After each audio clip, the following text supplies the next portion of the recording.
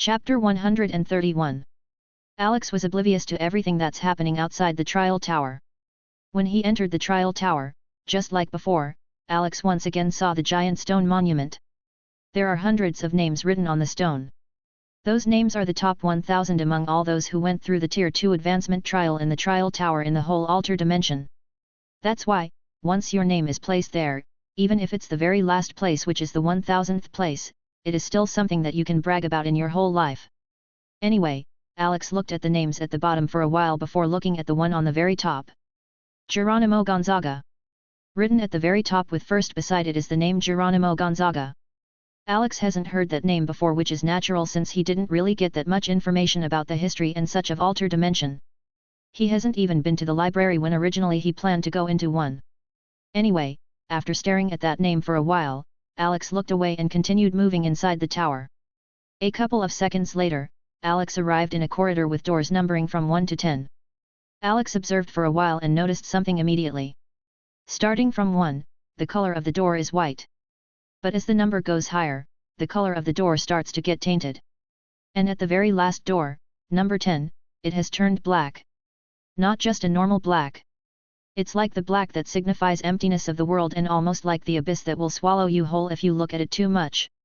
Rubbing his chin, Alex thoughtfully said, this should mean that the higher the number of the doors, the greater the danger it has, right? Thinking of that, Alex contemplated what door he should enter. After a while, Alex has finally come to a decision. He said, just as they say, the greater the risk, the greater the reward. That's why, there's no more need to hesitate. I will just proceed with the most dangerous one.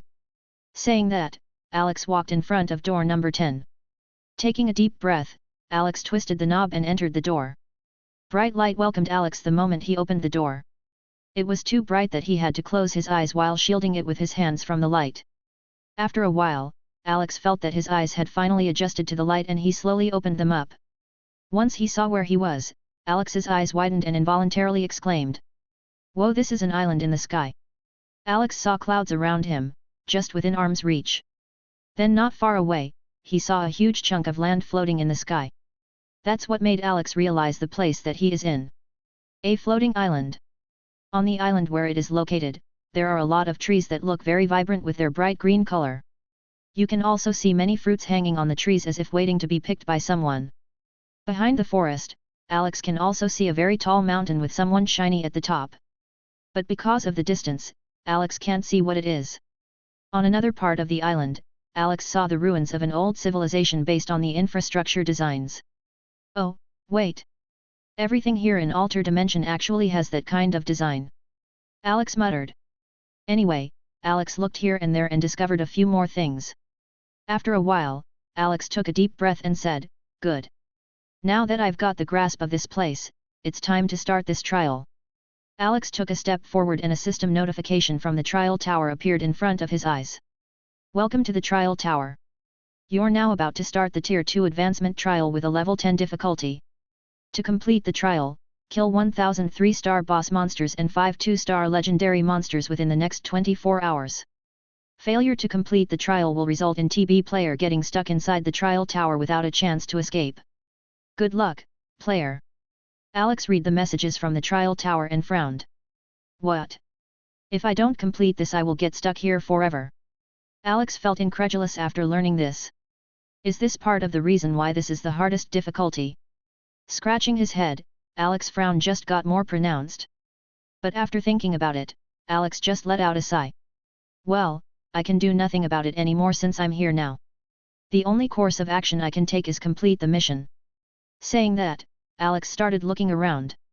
Just in time, a monster that looks like a dog with a humanoid body appeared at this time. It's about 2 meters tall with a muscular body that looks packed with power. A boss kobold, hey. Well, I don't have more time to waste. The clock is ticking. Time to start hunting. The next moment, Alex jumped on his feet and appeared in front of the kobold. The kobold was surprised but still managed to react at the last moment and evaded Alex's fist. Whoosh! Alex's fist hits nothing but the air, causing a loud sound because of air resistance. After the kobold evaded, it didn't retreat but instead, it counterattacked by throwing a straight punch to Alex. Alex saw that and hurriedly twisted his waist and kicked the kobold. The kobold didn't manage to evade this attack and flew back for a few meters, breaking tens of trees in the forest before he stopped. You killed a 3-star level 122 boss class kobold, plus 1,200,200 experience points.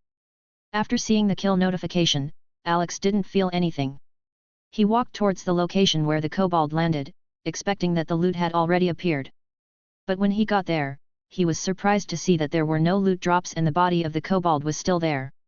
Chapter 132. Alex walked closer and confirmed that the body really didn't disappear. Is this place not like the previous trial?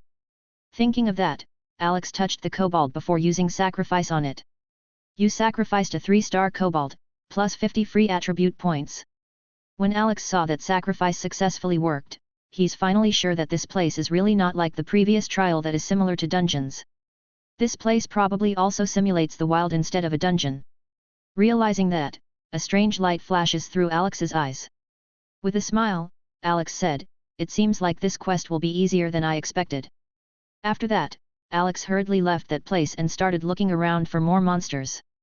It didn't take long before Alex found another monster and without even giving it a chance to react, Alex killed it.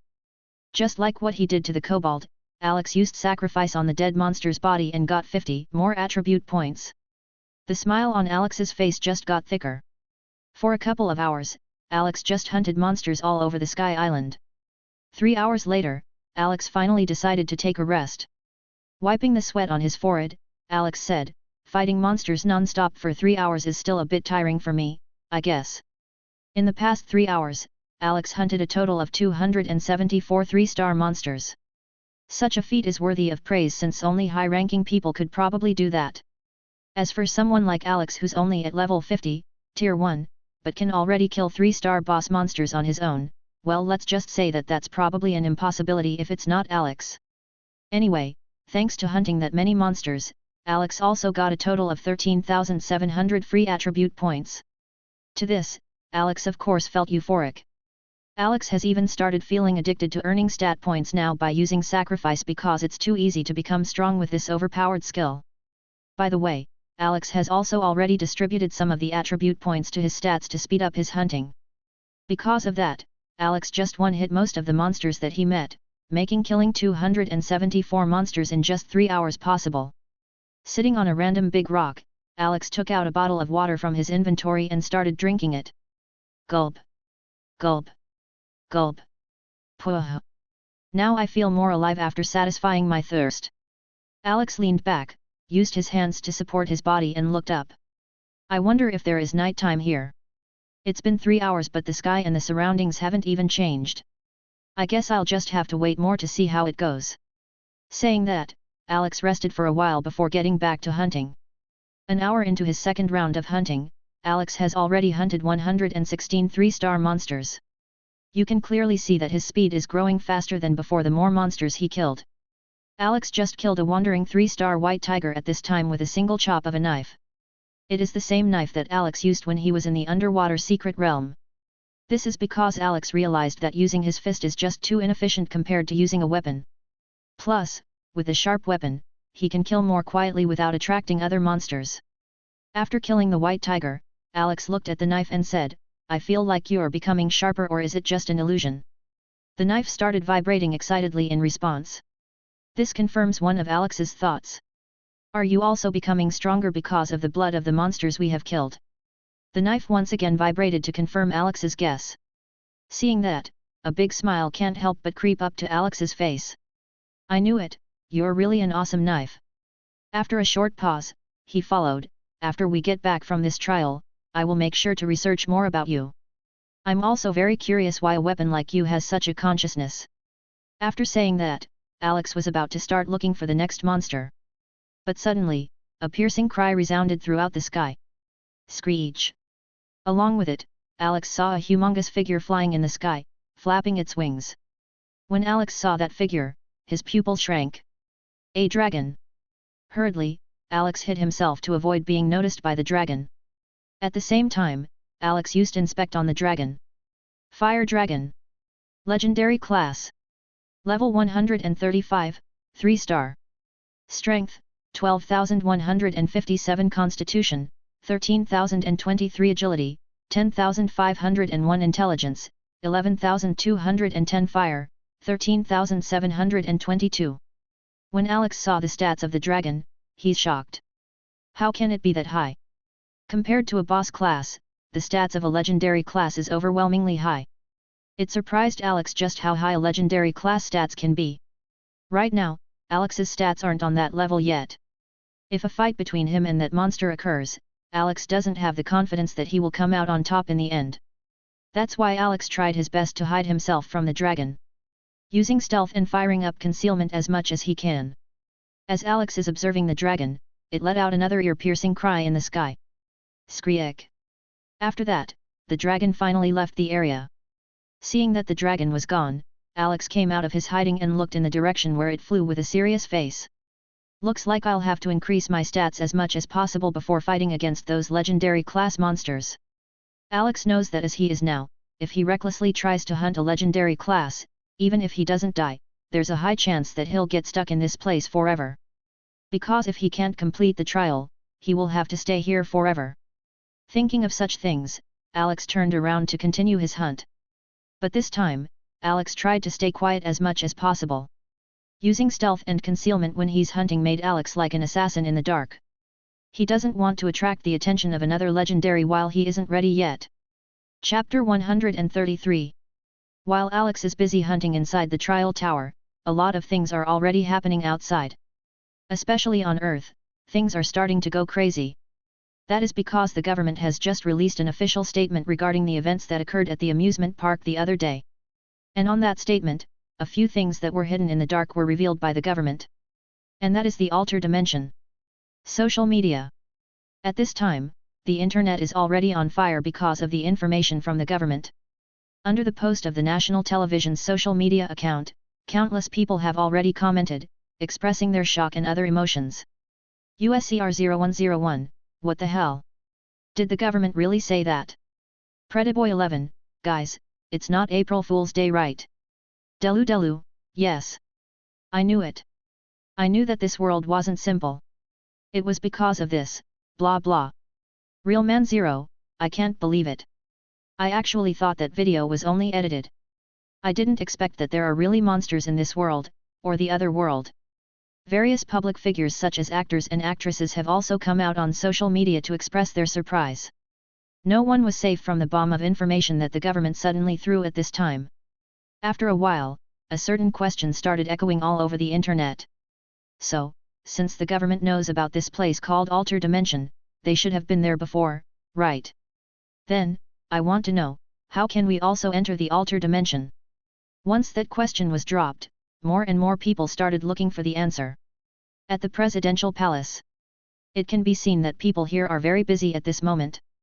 They are hurriedly walking here and there with sweat already dripping down their faces. Inside a meeting room, a group of people are sitting around a round table. All of them have solemn looks on their faces. At the seat of the head, a middle-aged man with a tired look is sitting, looking at the others around the table. Finally, the middle-aged man sighed and said, "Do any of you have an idea what we're going to tell the people?" As he said that, all eyes turned to him. The meeting room became silent for a while as none of them knew what to answer. Then, another middle-aged man with a bulging belly said, "President, how about we just tell them about the gate?" The middle-aged man in the head seat, or the president, turned his eyes at the chubby man. "Do you understand what you're talking about? If those people learned about the gate, they would surely try to get there by building up a crowd. By then, a lot of things will happen and some people can even die." Hearing the words of the president, the chubby man blushed and retreated a bit. Being embarrassed in front of this many people, the chubby middle-aged man can't help but feel some resentment at TRH president. However, he didn't dare to show it on his face and only dared curse in his heart. Seeing that no one can give him a good answer, the president shook his head and sighed. "Forget it, let's continue this talk later. Let's have lunch for now." After saying that, the president stood up and left the meeting room with the presidential guards. 5 hours since Alex encountered the dragon. Alex has killed almost 1,000 monsters within that time.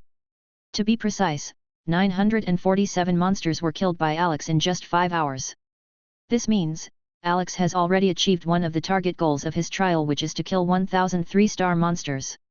Now, the only thing he has to do is kill 5 legendary class monsters. At this time, Alex is sitting on the ground while leaning his back on a tree. Alex is currently looking at his own stats right now. 0. Class, Dungeon Master. Level, 50, Tier 1. Talent, Fortune's Embodiment Luck Points, 2355. Health, 175,750/175,750. Mana, 173,300/173,300. Strength, 17,058. Constitution, 17,058. Agility, 17,058. Intelligence, 17,058. Charisma, 17,058. Free attributes, 0. Skill points, 394. Skills, Sacrifice, U, Monster Manipulation, A, Lord's Sanctuary, A, Fireball, D, Earth Spike, D, Wind Blade, D, Freeze, D, Water Ball, D, Stealth, D, Concealment, A, Dragon Scale, S, Seal, A, Lightning Judgment, A, Underwater Breathing, C. Should I just omit this bunch of skills next time? Seeing his current stats, Alex smiled. With this, I should be able to take care of that dragon easily. Alex stood up from the ground and patted the dust off his butt. Now then, time to start looking for that flying lizard. Saying that, Alex started going in the direction where the dragon headed when it left earlier. This time, Alex isn't planning to lay low anymore. Wherever he goes, Alex causes a loud commotion. Either he punches a hole into a mountain or breaks the terrain in all parts of the Sky Island. After doing this for a while, a loud roar suddenly sounded from the top of the mountain where the shiny thing that Alex first saw when he arrived here is located. Alex turned his eyes in that direction and saw someone that put a big smile on his face. A 20-meter-tall white tiger with white feathered wings on its back is standing at the top of the mountain, staring in Alex's direction. With a wide smile, Alex said, "Finally, a legendary class has finally shown itself. Although you're not the one I was looking for, it doesn't matter. All I need to do is kill you legendary classes anyway." While saying that, Alex bent his knees before jumping towards the top of the mountain. With Alex's current stats, such actions like this are not hard for Alex to do. Honestly, Alex's stats are just too overpowered for a Tier 1 player. Heck, those stats are probably even equal to those Tier 6 players. That's why, Alex's power can't be measured by just looking at his level or tier. His power is purely in his own overwhelming stats. Chapter 134. Alex landed on top of the mountain and stood in front of the winged white tiger with a playful smile on his face. Looking at the winged white tiger, Alex said, "I don't know if you're lucky or unlucky for being the first one that I meet at this time, but I'm sure I'm lucky." After his words dropped, Alex didn't hesitate and launched an attack at the white tiger. Alex casted Fireball and threw it at the white tiger, targeting its wings. The winged white tiger looked at Alex's Fireball and flapped its wings once, creating a barrier made of wind that stopped and extinguished the fireball. Alex didn't stop, he casted another spell, Earth Spike, targeting the white tiger. Feeling the change happening on the ground under it, the white tiger moved to the side, successfully evading the attack. Then, after Alex's 2 consecutive attacks, the white tiger is already starting to get pissed. It opened its mouth and let out a loud roar. Roar! It was a roar that echoed throughout the whole Sky Island, making the other monsters around to cower in fear. Alex, the person who's mainly received that roar, was inflicted by a status abnormality. The winged white tiger used intimidating roar and inflicted you with fear. For the next 5 seconds, you won't be able to move because of fear. Seeing that, Alex clicked his tongue. Then at the corner of his eyes, he saw that the white tiger was already approaching fast with its mouth open wide. Since he currently can't move, Alex decided to use his skill now. Dragon Scales. Just as he casted the skill, the white tiger arrived in front of him and bit down with its sharp teeth. Ting! The sound of metal hitting metal sounded and the white tiger failed to kill Alex. With its intelligence, the white tiger saw the illusory scales covering Alex all over his body, so it retreated. As a legendary class monster, the winged white tiger is very familiar with the dragons. That means, it also knows their skills quite well. Because of that, it has a few skills that it developed to counter the dragon's skills. And Dragon Scales is coincidentally a skill that it has already analyzed and made a countermeasures with. So, when it retreated, the winged white tiger casted its skill. Air press. Suddenly, Alex felt the air around him start constricting, as if pressing him at the center. Gradually, the pressure becomes too much that it's unbearable even to Alex. Fortunately, the duration of fear has also ended at this time, giving Alex the chance to jump away from there, narrowly saving his own life.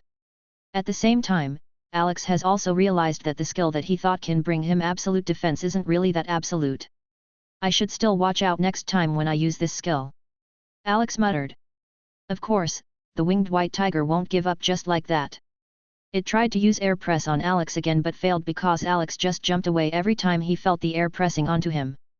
Tired of jumping around, Alex said, "You've been attacking me again and again without giving me a chance to fight back. Then I'll just give myself the chance on my own." Saying that, Alex rushed towards the white tiger. Then on his hand, the knife with its own consciousness appeared. At the same time, Alex turned on his fortune state. Then without hesitation, he threw the knife at the winged white tiger, not even trying to target any vital parts of it. Clearly, he just left it all to luck. And it was actually the correct answer. The knife flew towards the winged white tiger at a fast speed. But because it already noticed it, the winged white tiger already left the path where the knife will hit. Unexpectedly, a pebble from out of nowhere hit the tip of the knife gently, successfully shifting its path without affecting its speed. And the new path that the knife is heading to is exactly where the winged white tiger went to avoid it. This time, the winged white tiger doesn't have a chance to evade anymore. The knife flew directly to the winged white tiger's eye and inserted inside it smoothly. Roar! The winged white tiger let out a roar full of pain. It was so painful that the white tiger started writhing in pain. Taking advantage of this chance, Alex threw more skills at the white tiger. Wind blade. Water ball. Freeze. Alex used freeze on the water ball that is already heading towards the white tiger at a fast speed, freezing it, resulting in increased lethality. Boom! The frozen water ball hit the winged white tiger's head, causing damage to it and making its head bleed heavily. Roar! Feeling the pain all over its body, the winged white tiger grew furious. Its eyes turned red from madness and stopped its pain receptors temporarily. Then it turned its eyes to Alex and showed certain viciousness from its posture. With its fangs exposed, it lunged itself to Alex without even thinking of anything else. It raised its paw with its claws exposed and in the air, and behind it, an illusory image of a claw appeared and attacked Alex. Boom! The attack successfully landed on Alex's body. But because Dragon Scales is still active at this time, Alex didn't take any damage. Alex counterattacked and kicked the airborne white tiger, making it flew back a few meters. The white tiger landed on all four without taking much damage. Then using this time, Alex rushed closer to it again and grabbed the knife that's lodged on its eye and pulled it out.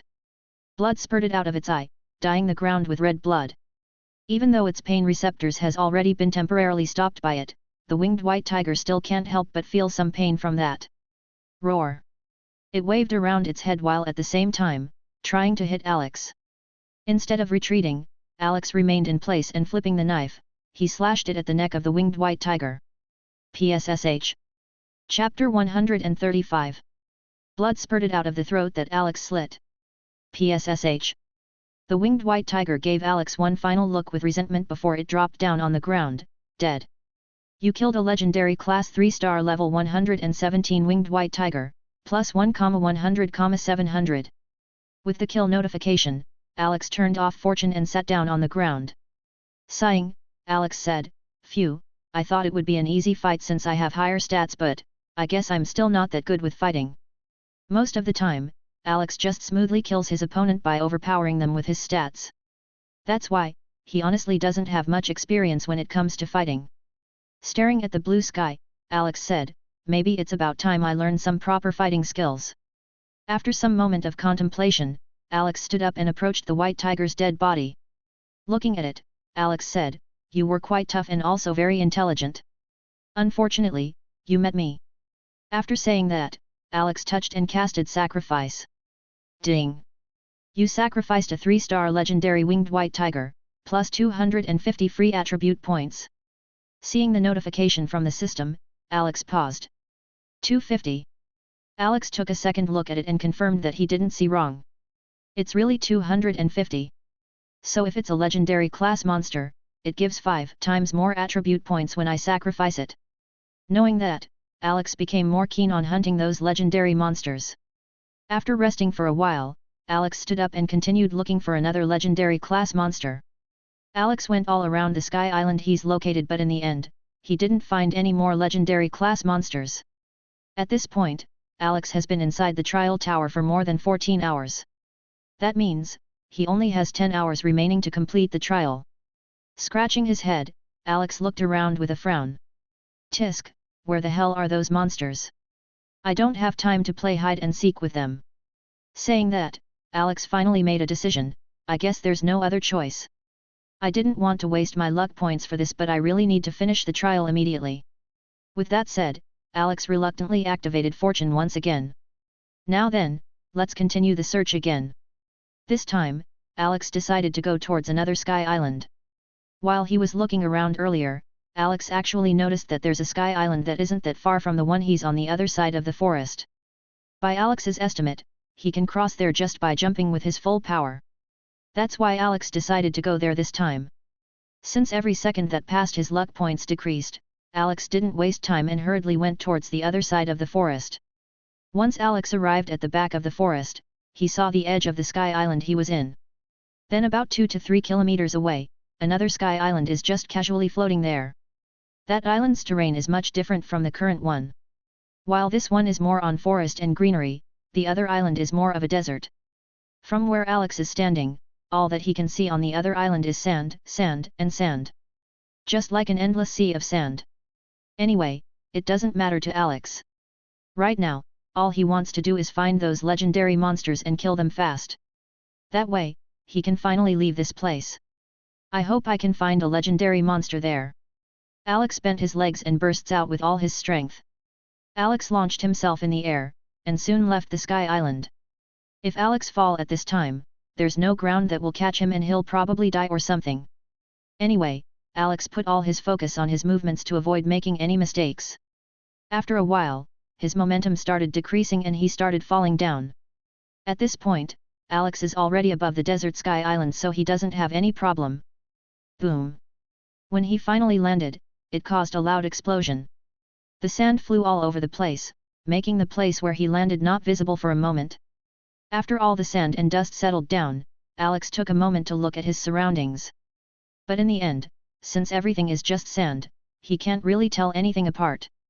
Highs, whatever, Fortune is active anyway. I'll just leave it up to my luck. Alex picked a random direction and started walking. Less than 30 seconds later, Alex finally saw something in the distance. Squinting his eyes, he surprisedly said, "Oh? Isn't that a pyramid?" Seeing a pyramid here inside the trial tower, Alex can't help but feel some strangeness into it. Are there also pyramids here in Alter Dimension? While thinking of such things, Alex already started walking towards the pyramid. At the same time, Alex consciously deactivated Fortune to avoid wasting his luck points. Anyway, eeks for 10 minutes without rushing too much and just walk on a moderate speed before he finally arrive at the periphery of the pyramid. Fortunately, even though this place is a desert, it's not as hot as a real one because the sun only feels warm here. While saying that, Alex arrived at the bottom of the pyramid and saw that beside the pyramid, there are really nothing on this place. I wonder what's inside this. Will I see some mummy? Are they the monster in this sky island? Alex put on a thoughtful expression as he said such words. Finally, Alex decided to climb the pyramid and see what's inside. But just when Alex took his first step on the stairs that's heading upward where the entrance is, a click sounded from the stairs, and on the side of the steps, 3 spears came out from each side. But thanks to his fast reaction, Alex managed to evade the spears and retreat from the stairs. Seeing those spears, Alex frowned. I haven't even entered the pyramid yet and there's already something like this. It's only the very first step towards the entrance and a trap is already in place. I wonder just how many traps will there be inside this pyramid. Chapter 136. It's only the very first step towards the entrance and a trap is already in place. I wonder just how many traps will there be inside this pyramid. Alex raised his head and looked at the pyramid. Feeling like there's an ominous aura covering the whole pyramid. Shaking his head, Alex said, "It doesn't matter. I'll just take a look inside." Maybe I can find a legendary class monster inside. With that thought, Alex decided to continue heading up the pyramid. While staying vigilant, Alex took a step on the stairs again. Luckily, there's no more trap that got triggered this time. Looking at the first trap that got triggered, Alex said, maybe it got triggered because of my passive luck. After all, if I just entered without knowing that there are traps inside the pyramid, I will probably act carelessly. Now it's good, I'm staying alert and trying to observe my surroundings. Alex felt thankful for his luck. Because if not for it, there's a chance that he'll get injured or even die inside the pyramid if he encounters a powerful trap. Turning around, Alex continued moving. In front of the entrance, Alex saw that there's a stairs that's heading down after he passed through the entrance. On the walls of the pyramid, Alex saw that there are torches that's still burning with fire to light up the inside of the pyramid. Seeing that the torches seemed new, Alex wondered, is there someone living around here who maintains this? With that question lingering on his mind, Alex went down inside the pyramid. While walking, Alex noticed that the deeper he goes down into the pyramid, the colder his surroundings become. After a while, Alex reached the end of the stairs and arrived in a small room. The moment Alex entered the room, his eyes got attracted to a podium that is placed at the center of the room. On top of the podium, a floating book that is exuding a humming sound is in place. What is this? Curiously, Alex approached the podium to see the book closer. But when he did, light suddenly burst out from the book and an old sinister voice echoed in the room. Those who dare to trespass my grave shall never dream of finding escape.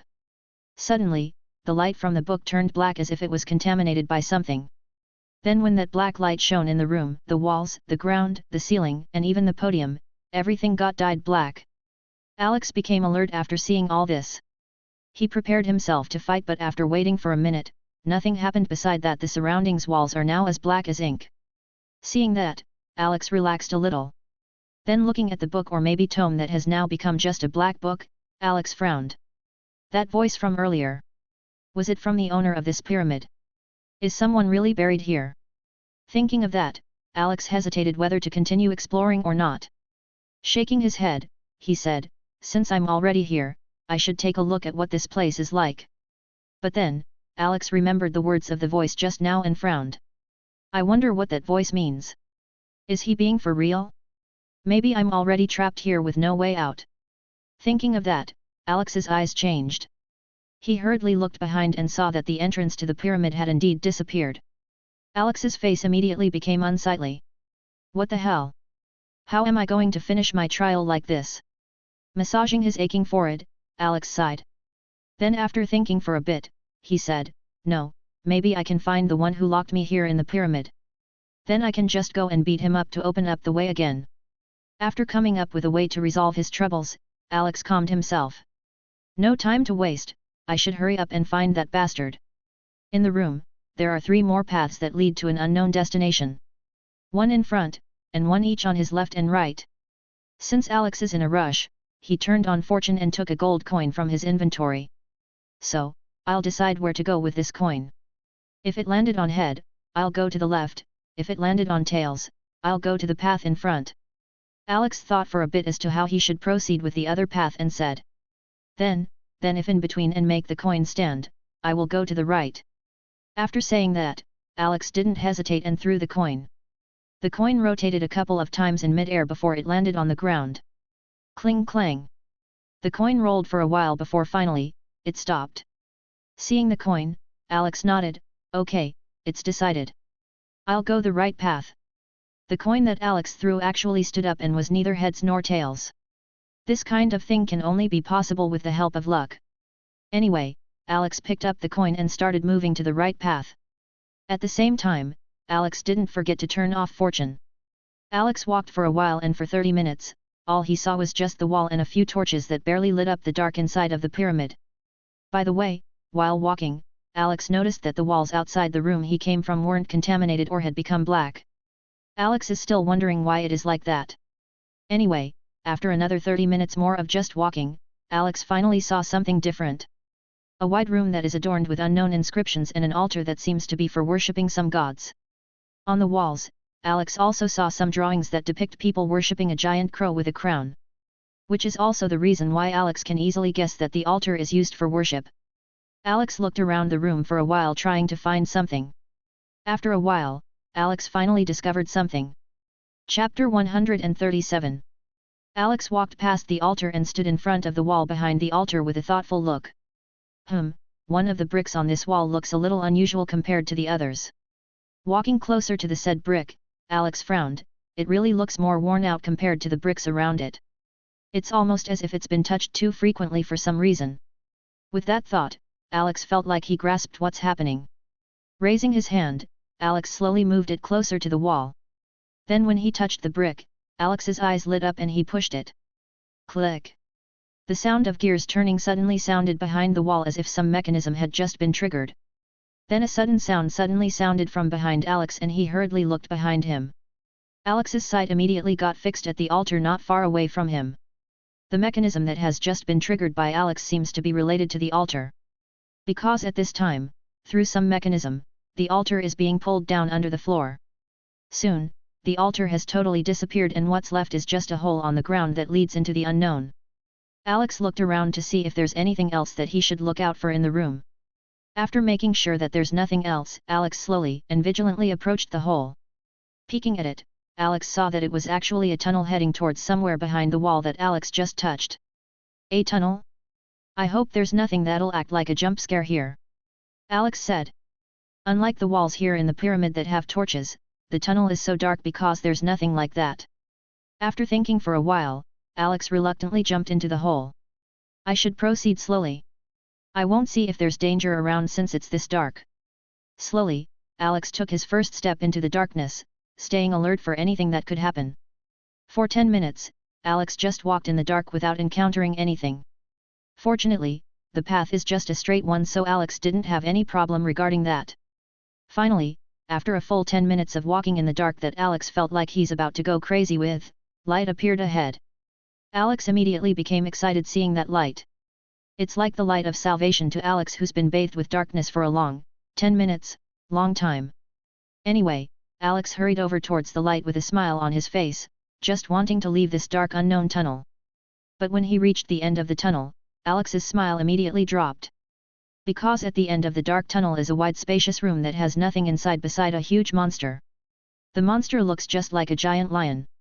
However, this lion actually has 3 heads. Beside the head of the lion, another head, which is the head of a goat, is in place, making it look very strange. Then on the back of it where the tail is supposed to be, a snake is moving around with its sinister-looking eyes. That appearance is very much similar to a mythical creature called Chimera. Alex has also heard about that creature. So when he saw the monster in front of him, he frowned. As Alex was looking at the monster, 6 pair of eyes had also been staring at him the moment he entered. Alex and the monster looked at each other for a while before the monster finally reacted. The lion opened its mouth widely and roared. Roar! That roar caused a shock wave in the air because of how fierce it was.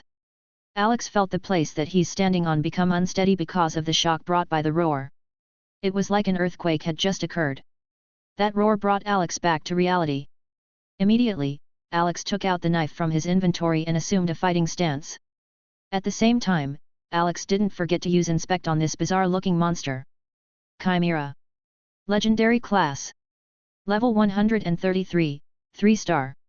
Strength, 16,561 Constitution, 17,980 Agility, 13,276 Intelligence, 15,734 Darkness, 14,753. When Alex saw the result of Inspect and learned that this strange monster is actually a legendary monster, Alex's eyes lit up. My guess wasn't wrong. There was indeed a legendary class monster here. Looking at the 3 heads that are also staring at him, Alex felt that they suddenly became cute in his eyes. Narrowing his eyes, he said, "Thanks for appearing in front of me. After I get rid of you, I will only have to find 3 more legendary class monsters." The monster clearly understood Alex's words and immediately got furious. With a mad face, the lion opened its mouth and suddenly, fire came out of it. BSSHHH. Alex hurriedly evaded. Ha! He jumped to the side, outside of the fire's range, to avoid getting burned. But just as he did, another attack came towards him. The eyes of the goat suddenly turned menacingly red and the next moment, a laser beam shoots out from its eyes. Bias. Seeing that, Alex once again hurriedly but successfully avoided it. But before he even got the chance to stabilize himself this time, the snake on the chimera's back suddenly shoots out with a green viscous liquid. PSST. Splash. This time, Alex failed to dodge the snake's attack and it landed on his arm. Alex felt a burning sensation on the spot that got tainted with the snake's attack. You've been hit by the chimera's deadline venom and were inflicted with poison status. For the next 30 seconds, your health will decrease by 1000 every second. Damn it! Seeing that, Alex can't help but curse. Last time when he also got affected by poison from the kraken, Alex already realized just how bad being inflicted with a poison status could be. At that time, he already vowed that he will get an antidote or a poison resistance skill of some sort. But now, he was inflicted by a much worse poison and he still doesn't have the skill that he said he would get. Anyway, Alex felt very troubled now. Chapter 138. 1000. 1000. 1000. As seconds passes, Alex's health continues to decrease. In just 10 seconds, his health have already been reduced by 10,000 points and it's still going. Alex stopped paying attention to his health and lifted his head to look at the chimera. But this time, the playful attitude that Alex has disappeared. In exchange, a more serious and indifferent Alex has appeared. It was a mistake to treat you as an easy prey, I admit. However, now that I'm taking you seriously, that mistake won't ever happen twice.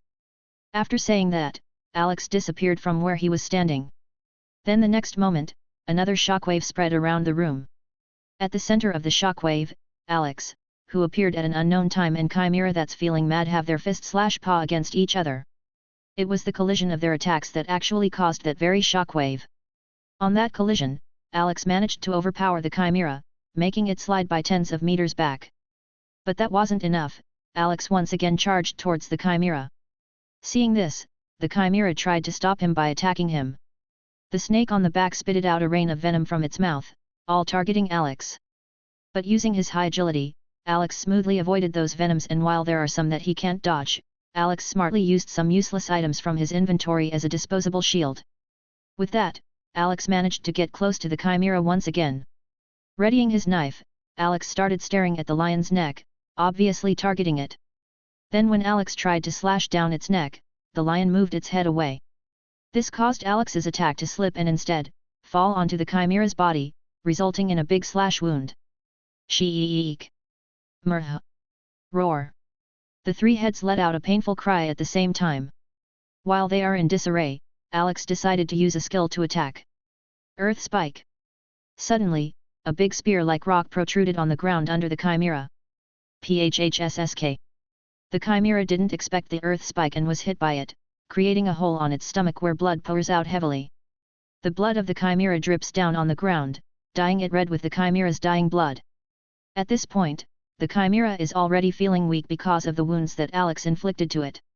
Honestly, with its intellect, the Chimera can see that it's no match against Alex. Because of that, the thought of running away has been brewing on its three heads. However, it is also sure that the moment it turns its back to Alex will be the time that it'll lose its life. While the Chimera is facing a life crisis, Alex has once again started getting closer. Seeing that, the lion's head roared before breathing out fire from its mouth. The heat from the lion's fire breath is so fierce that even Alex doesn't dare to get hit by it. Using this chance, the Chimera leaped back to gain some distance from Alex. Then the goat head seems to have casted a skill and a black smoke enveloped its body. All of a sudden, the wound that Alex inflicted on the Chimera started healing at a speed visible to the naked eyes. Seeing that, Alex narrowed his eyes. It seems like it still has healing skills, hey. Alex paused before adding. But it doesn't matter. I will just have to do it again. If I have to, I will repeat it again and again until it can no longer heal its wounds. Just as Alex's voice died down, the Chimera also finished healing itself and has recovered its vitality to some extent. It turned its eyes back to Alex and saw that he wasn't doing anything. But still, the Chimera remains vigilant. Honestly, the Chimera was afraid that Alex would just suddenly jump into it to slash its neck again. That's why, with all six of its eyes, it watched Alex intently. Noticing that, Alex can't help but smile and say, "What are you staring at me like that for?" But despite his provocation, the Chimera didn't react. This is the benefit of having high intelligence. Even in the face of provocation, you will still manage to keep your rationality. Seeing that the chimera didn't do anything, Alex's face turned serious again and he started approaching the chimera. Since you don't plan to come, then I'll have to be the one to go to you, Alex said while flipping around the knife in his hand. Roar. Hiss. Met. The chimera let out threatening sounds to try to stop Alex. But Alex was unfazed. He continued walking unhurriedly towards the chimera. Then suddenly, Alex disappeared. When he appeared again, he was already standing at the back of the chimera. The chimera sensed Alex's location and immediately turned around and swiped its claw to Alex. Alex didn't retreat. He raised his hand and caught the big claw of the chimera. Just the chimera's claw is already as big as Alex. So seeing him catch that with ease was a bit shocking if other people saw it. But the chimera wasn't surprised. The moment Alex caught its claw, the lion head moved forward and let out another fire breath. However, unlike before, the fire coming out of its mouth has turned yellow instead of red. The intensity of the heat that's coming from it is much more fierce than the previous fire breaths. Even the ground that's been stable until now started showing signs of melting because of the flame coming out of the lion's mouth. Alex frowned and retreated. I guess even you haven't given it your all yet, hey. In an attempt to counter the chimera's flame, Alex used water ball and threw it inside the mouth of the chimera. However, before it even got near it, the water ball had already evaporated. It wasn't surprising. After all, water ball is just a D-rank skill. Maybe if it's an A-rank skill, it could have successfully extinguished the flames of the lion head. Chapter 139. When the chimera saw that even Alex had to retreat in the face of the yellow fire, it immediately went on the offensive. Brewing fire in its mouth, the chimera started approaching Alex. Then when he got close enough, it didn't hesitate and breathed out fire from its mouth. PSSHH. Fire breath targeted Alex and with no other choice, he could only jump back and retreat. Because of gaining the upper hand on the fight, the chimera seems to have started becoming arrogant again. It started fighting with greater vigor than ever before. Alex frowned when he noticed that. He looked at the lion's eyes, who's the one more active in the fight at this moment, and said, "You're really serious now, hey? What? Do you want to end me with your fire?" The chimera heavily stomped its feet on the ground and roared at Alex. Roar. The sound echoed in the room for a while before disappearing. Alex rubbed his ears, feeling hurt by the loud noise made by the chimera. Alex raised his head and with an annoyed look, he said, "Aish, you dog is really so noisy. Shut your mouth or I will take that head off of your neck." Hearing Alex's words, the chimera went mad. Roar. Roaring at Alex, it once again spit lit fire from its mouth. Raising an eyebrow, Alex said, "Ha, it seems like you really don't want to listen, hey. I guess you didn't take my words seriously just now. Well, I'll make sure that you regret that." Saying that, Alex opened the skill tree and learned a water attribute skill to fight the chimera's fire. Tidal Wave. Rank A. Effects: create a powerful tidal wave that can submerge all your enemies. Cause damage that is equal to 20 times, intelligence. Consumption: 1000 mana. Cooldown: 3 hours. Alex looked at his newly learned skill and smiled. Then he said to the chimera, "Now, you can start regretting your actions from earlier." Without delay, Alex used his new skill, Tidal Wave. Suddenly, a water wave started rising up from the ground. It rose up slowly and soon reached dozens of feet high. As it reached its peak, the wave started heading towards the chimera and slammed into it. Splash! Boom! 256,275. A high damage value rose up from the chimera, showing just how lethal Alex's attack is. Since Alex's intelligence stat is already more than 17,000, if it's multiplied by 20, the result is just enormous. So, even though the chimera's defense took some of the damage, because Alex's damage is too high, the chimera still took a massive hit in his health. Originally, the chimera had a high HP value. But thanks to Alex's attacks from before, the health of the chimera went down by half. Then when it used heal on itself, it recovered 200,000 HP. Now, with just one attack, Alex took down all the health that it just recovered and more. At the same time, Tidal Wave also temporarily disabled the chimera's fire-breathing skill, giving Alex the chance to get close and damage it once again. This time, Alex's attack has also become fiercer than before. Whenever he gets the chance, Alex slashes his knife at the chimera, giving it countless cuts on its body. Every attack of Alex causes a huge amount of damage to the chimera. And when those damages pile up, it reaches up to 100,000. The lion head of the chimera looked at Alex with dull eyes that seemed to have given up hope. At this point, the chimera's health is already down to 300,000. Then suddenly, Alex jumped up high into the air until he reached the neck of the lion head. Then twisting his hips, Alex used the momentum to twist his whole body and slash the knife on his hand at the neck of the lion's head. Poochie! The head of the lion flew out of its body and blood started sprinkling down everywhere. The lion's head fell into the ground with its eyes still open, showing the hopeless look that it has right before its death. However, just because he managed to behead the lion's head, doesn't mean that Alex can already relax. That is because the lion head being removed doesn't mean the chimera is dead. Right now, there are still two heads on the chimera's body. The goat head and the snake. Right at this moment, the eyes of both of them are staring at Alex with madness in them. Hiss! Met! Suddenly, the chimera with only two heads rushed to Alex. They tried to attack him using various means such as the snake head's venom spit and also the goat's unknown black magic. Based on Alex's observation, the lethality of the goat's attack seems to be better than even the snake's venom. I don't know what that smoke-like thing is from the goat head, but I know that I'll die if I ever get exposed to it for quite some time. Alex said while avoiding the attacks coming his way. Then Alex also fought back from time to time, just slowly draining the chimera's health. After a while, the chimera's health hit the point that it's only 78,000, which is less than 10% of the chimera's original health.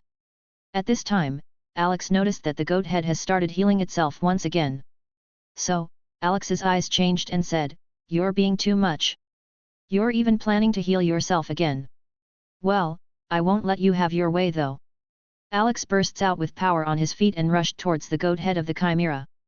Then when he got near, Alex tried to stab it with his knife. Unfortunately, the snake head came to stop him. The snake used its body to block the attack coming from Alex and ting! The moment the knife hits the snake body, the sound of metal hitting metal sounded. Alex's knife bounced back and forced it to come to a stop. Then seeing the attack failed, the snake immediately took the chance to launch a counterattack. It spit out green venom that flew to Alex faster than even a bullet. PSST. Chapter 140. Alex dodged the venom from the snake head and tried to get closer. However, the snake was so good at attacking and positioning that no matter what Alex tried, he couldn't get past the snake's offensive defense. Frowning, Alex looked at the knife on his hand and said, "I really want to use energy slash right now, but I know you'll break if I force you again like last time." Alex doesn't know how he should proceed now. Currently, Alex knows that energy slash could solve this problem and break the snake's defense with one slash if he put enough mana to it. But the problem is, if he tries to overflow the knife with mana again, it will surely break into pieces. And Alex doesn't want that to happen. As for trying out other knives, Alex knows that it's also not possible because only this knife that has consciousness can handle a great amount of mana forcefully. If it was other knives, they would break the moment Alex put more than 100 mana into them. While Alex is thinking of what to do with a frown, the knife on his hand starts vibrating again.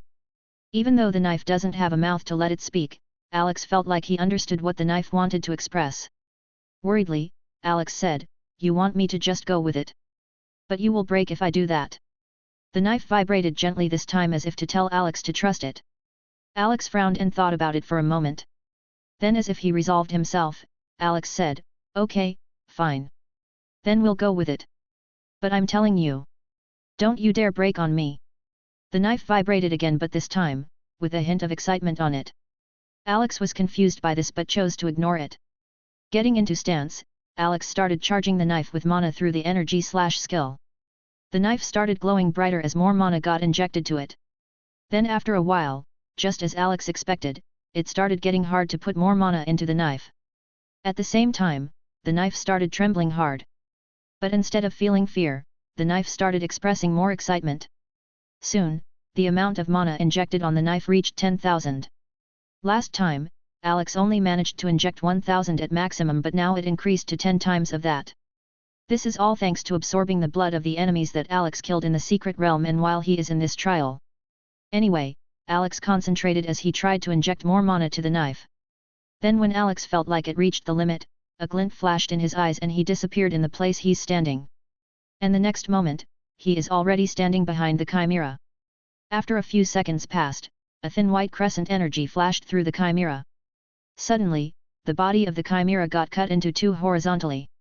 Slowly, the upper half slid down and fell to the ground. At this point, the snake head and the goat head still have some vitality, but both are already feeling weak. They stared at Alex with hatred in their eyes and their dying breath. After a while, the two also fell down, dead. You killed a 3-star level 133 chimera, plus 1,300,300 experience points. Seeing that, Alex finally breathed a sigh of relief. Phew, it's finally done. Ha, that snake is really persistent. Much more than the lion head. Alex sat down on the ground to rest a little. That fight really took some stamina from him, so right now, Alex is feeling a little tired. After a while, Alex recovered and stood up. He approached the chimera's body and used sacrifice without hesitation. You sacrificed a 3-star legendary chimera, plus 250 free attribute points. Seeing the notification from the system, Alex can't help but think of something as he watches the chimera's body disappear into particles. Since other people don't just dispose of monster bodies like I do, I wonder what they use it for. Saying that, Alex thought about armors, weapons, and other equipment. Just at that moment, the knife in his hand suddenly exploded. Boom! Alex was surprised and hurriedly looked at his hand, only to see that the knife is no longer there. No! Damn, I knew this would happen. What am I going to do now? Alex started panicking for the first time. For some reason, that knife has long since become a precious item in Alex's heart. At the same time, he still wanted to study it. However, now that it's gone, Alex doesn't know what to do next. But just then, light particles started gathering in front of Alex, and the chimera's blood that's been spilled on the ground before floated in the air and mixed in with the light particles.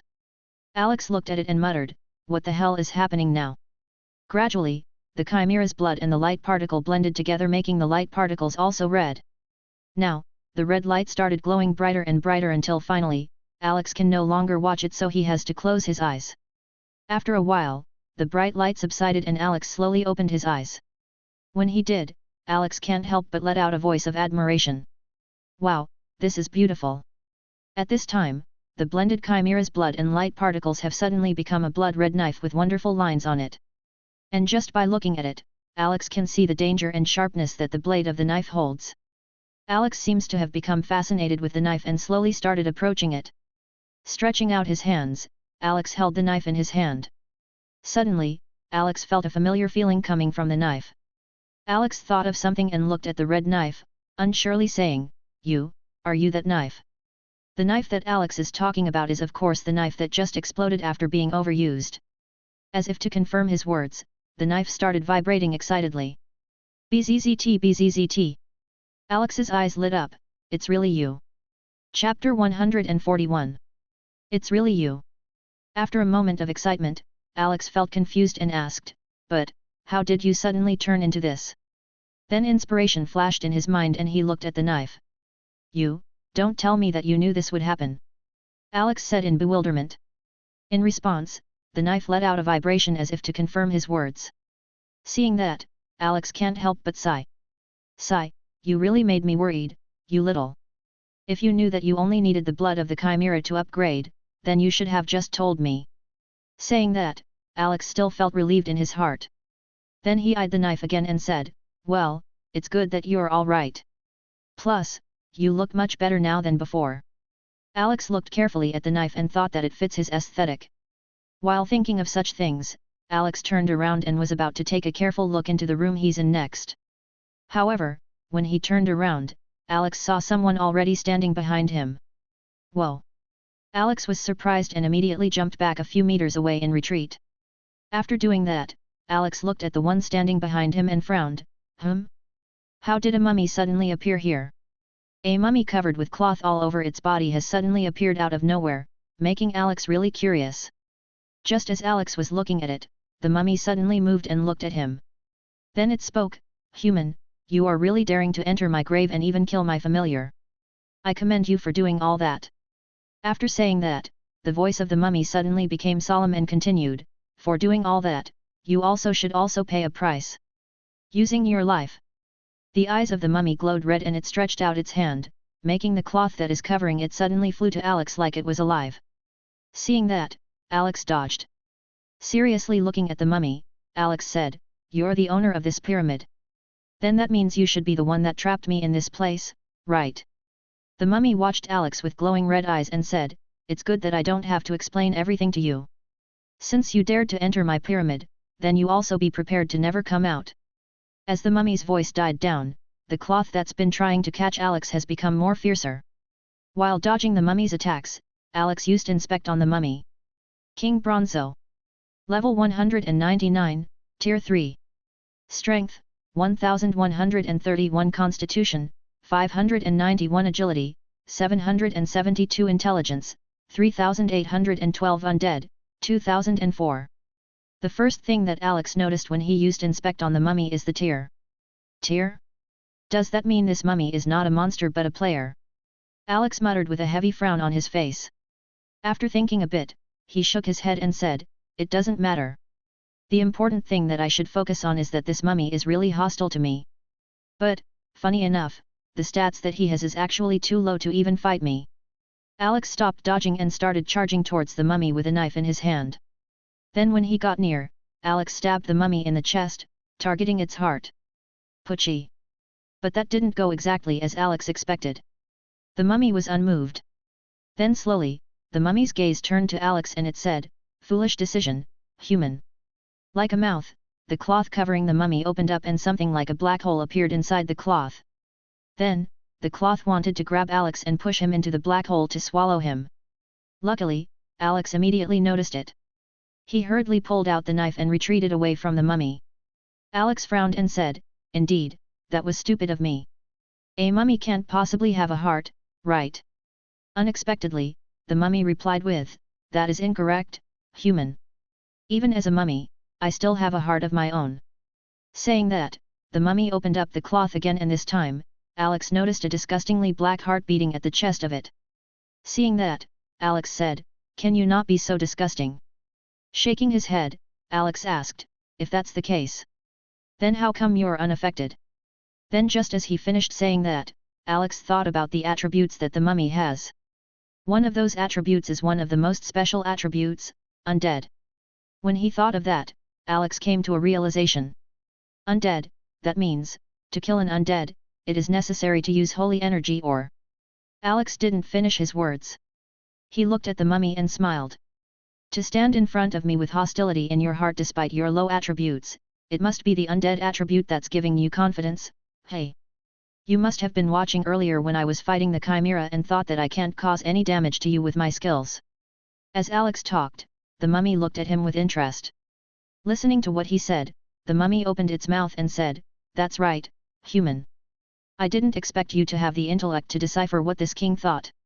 However, just like you said, I have observed you already when you were fighting against my dear Chimera.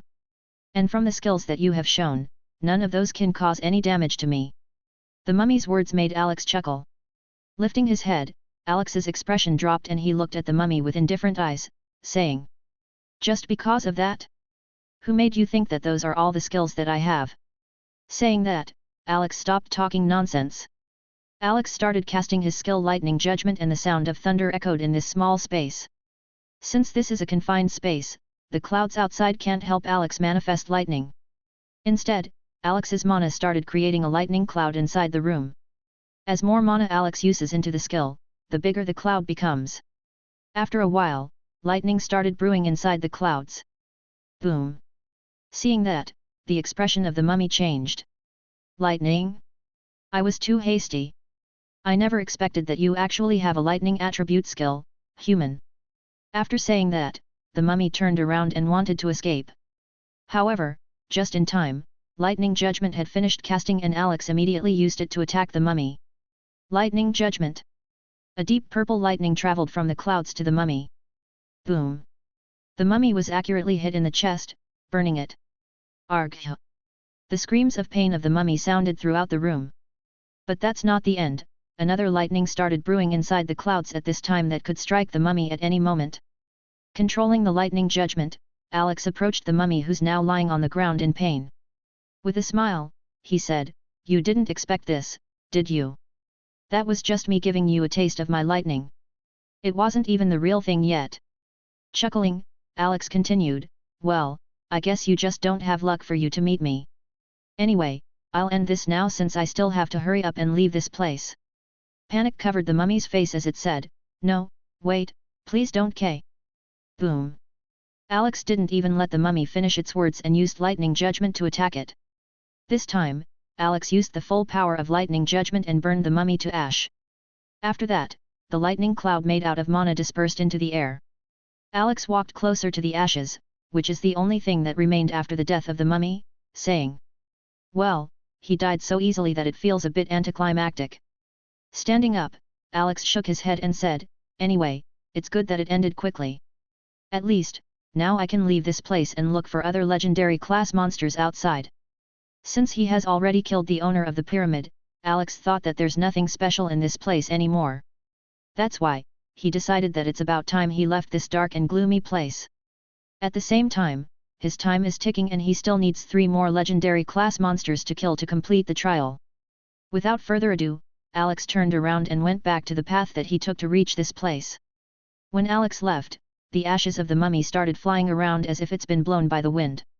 Then every bit and pieces of those ashes went towards the same direction as if being controlled. And that place is at the inner part of the pyramid. When it arrived there, it started gathering slowly and gradually, it started forming back into the figure of the mummy. However, from its appearance, it is clear that it's been damaged greatly. At this time, red light glowed from the eyes of the mummy. It turned in the direction where Alex is currently and said, I will wait for you to come back next time, and I will make you suffer. Chapter 142. After 30 minutes of walking in haste, Alex finally came out of the pyramid and was greeted by the bright sun. It still feels better here outside compared to that gloomy pyramid. Shaking his head, Alex jumped out of the pyramid and landed at the bottom. Patting the dust off his hands, Alex said, now, I should avoid going inside some unknown structures like this pyramid again in the future. Being cautious will help me live longer. After dropping such words, Alex didn't delay and immediately started moving. Right now, Alex's only goal is to find 3 more legendary class monsters. However, it seems that it was really harder than expected. I've been walking for hours but how come I still haven't seen a legendary class? Alex said as he pulled out his knife from the body of a 15 feet long giant worm with countless teeth that looked like Shredder. Sighing, Alex familiarly used sacrifice on the carcass of the dead worm. You sacrificed a 3-star monster, plus 50 free attribute points. Alex didn't even bother to look at the notification before he started walking. It's been 2 hours since Alex came out of the pyramid. And within that time, he already met and killed hundreds of monsters who are all at 3 stars. Even though he was happy to get more attribute points from those monsters at first, Alex finally lost excitement after a while. And the reason for that is because he still hasn't seen even a shadow of a new legendary class monster. That's why Alex felt so frustrated already. Is the passive luck effect of my talent not taking effect? I really want to finish this trial and go back to Earth to eat and sleep. With no other choice, Alex finally decided to let fortune lead the way to where a legendary class monster could be hiding. Luck points, 2721. 1. 1. 1. 1. Alex looked at the decreasing luck points that he has inside. This is why as much as possible, I only want to find legendary class monsters with the help of my talent's passive but. Alex can only sigh again at the end of his words. For Alex, luck points are a very valuable resource that could possibly save his life if ever he encounters a situation that he can't handle. That's why as much as possible, Alex only used luck points to get better drops from monsters since it only consumes a small amount of luck points. Now, for an expedition like this, Alex knows that this might consume a lot of luck points. It could vary from 100, 1,000, or maybe all of his luck points. However, it seems like Alex still underestimated the power of luck points to some extent. Shriek! Not even a minute since Alex turned on fortune, a loud cry suddenly came from the sky. Alex can hear that it's different from the cry of the dragon. So, curiously, Alex looked up and saw a furry animal, with its arms and feet stretched out, grinding down towards him.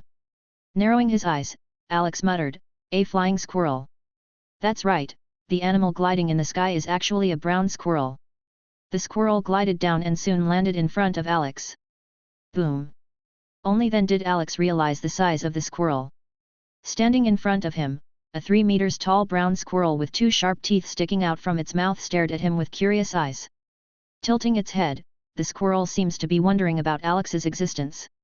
While Alex and the squirrel were looking at each other with curiosity, Alex suddenly heard a childish voice in his head. "Hello, what are you?" Alex was startled by the sudden voice and immediately pinpointed the source of it.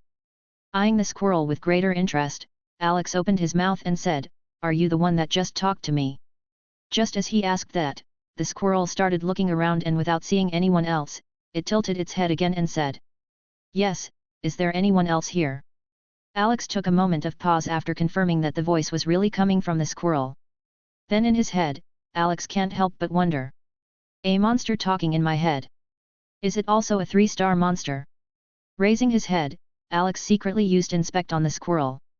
Sky Squirrel. Legendary Class. Level 101, 3-star.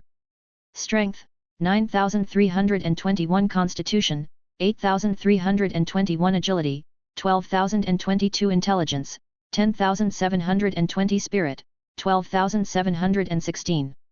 Seeing the result of Inspect, Alex's eyes lit up. Finally, a legendary class. Alex felt ecstatic after meeting a new legendary class monster after a few hours. At the same time, Alex hurriedly turned off Fortune, afraid that even a second would waste more of his luck points. Then Alex turned his eyes back at the squirrel and was already thinking of how he should get rid of it immediately. But when he lifted his head and saw the innocent eyes of the squirrel, he staggered. Is it right for me to kill it? While such thought is running inside Alex's head, the squirrel once again spoke in his head. "You haven't answered my question. What are you?" Repeating its question, the squirrel took a few small steps forward with innocence and curiosity on its face. Alex shook his head and was about to answer when the squirrel arrived just 2 meters away. Suddenly, its innocent face made a drastic change, turning into a hideous one with fierce and sharp teeth. It opened its mouth and attempted to eat Alex. Fortunately, even though he felt hesitation earlier, Alex was still always on alert. So, he immediately stepped aside and counterattacked. With a knife in his hand, Alex targeted the head of the squirrel and stabbed it. It seems like Alex's luck is still high and he luckily hit the squirrel directly in its eye. Puchy! The knife smoothly entered inside the squirrel's eyes and even pushed in deeper into the head of the squirrel. An attack in that area immediately resulted in a critical hit, causing great damage to the squirrel. 270,117. Alex looked at the health of the squirrel and immediately saw that it decreased by almost. Such great damage! Shriek! The squirrel cried loudly, full of pain in its voice. It started vigorously shaking its head to get rid of Alex's knife on its head. However, Alex's stats are too high compared to the squirrel's. Each one of Alex's stats is already close to 20,000 and there are still thousands more free attribute points that he can distribute if he ever wants to. So, the squirrel didn't manage to get rid of Alex. Instead, Alex grabbed its fur on its, pulled out the knife from its eye, before stabbing it on the other side. Puchy! Shriek! With both of its eyes gone, the screams of the squirrel have become louder and louder. The pain from its voice can also be felt by anyone if they are around. At the same time, Alex also heard a cry that came from the spirit of the squirrel. This just means that the pain that the squirrel is suffering from right now is enough for it to lose control of its own power. To subconsciously let out its cry even through its ability. Learning its lesson, the squirrel backed away from Alex. At the same time, it spitted out nuts like machine guns to stop Alex from trying to get closer. Even though it already lost both of its eyes, the squirrel still shot the nuts at Alex very accurately as if it could still see him. Ting! Ting! Alex waved around his knife to deflect the nuts coming his way. After gaining quite some distance, the squirrel stopped spitting nuts and turned around. Then it hurriedly started running fast before opening its hands wide. Suddenly, the body of the squirrel floated in the air and was about to start flying. Of course, Alex won't just sit and watch his prey escape. Especially when it's a prey that took him a long time to find. Looking at the escaping squirrel, Alex said, "Stupid rodent, if you didn't dare to bare your fangs on me, I would have let you go since you looked innocent. But since you showed me your disgusting true nature, then don't blame me for hunting you down." Kicking his feet off the sandy ground, Alex appeared behind the squirrel in just a blink of an eye and grabbed its feet. Without hesitation, Alex pulled the squirrel back and slammed it into the ground. Ack! Alex didn't even give the squirrel a chance to get up before he jumped up high, started spinning in the air, and landed at the squirrel's face with his feet. Boom! That attack caused such a loud noise that sounded almost like an explosion in the desert. The dust and sand covered the place for a while before it all disappeared, revealing the figure of Alex standing above a dead giant squirrel. Chapter 143. After the death of the sky squirrel, Alex heard the familiar notification from the system. You killed a legendary class 3-star level 101 sky squirrel, plus 1 million experience points. Alex waved his hand and dismissed the notification before he turned his gaze at the dead sky squirrel under his feet. If you didn't try to eat me, you would probably still be alive at this moment. Oh, well, joke's on you, I guess. Saying that, Alex used sacrifice and got another 250 free attribute points. After that, Alex left that place without looking back. Continuing his search for more legendary class monsters, Alex once again activated Fortune. As he did that, for some reason, Alex thought about the dragon that he first met back when his stats were still inadequate to fight it. With a thoughtful look, he muttered, "That dragon actually doesn't look that strong if I think about it now. I wonder if I'll ever see it again." As if on cue, a familiar cry sounded in the distance. Alex looked in the direction where the sound came from and narrowed his eyes. A dragon! That's right. In the distance, what Alex saw is the familiar figure of a dragon that he first saw a few hours earlier. What is it doing?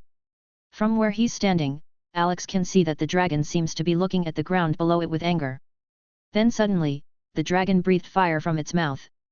Seeing that, Alex raised an eyebrow. Is it fighting with something? Fueled by curiosity, Alex decided to come closer to see what's happening with the dragon. When he got near, Alex finally saw the real situation around the dragon. On the ground, a black snake with a pair of menacing eyes was staring at the dragon in the air with a sinister gaze. Hiss! Sneering at the dragon, the black snake that's about 16 meters long and has a thickness of 7 meters, opens its mouth and spits out venom. The venom flew in the air and rapidly approached the dragon in the sky.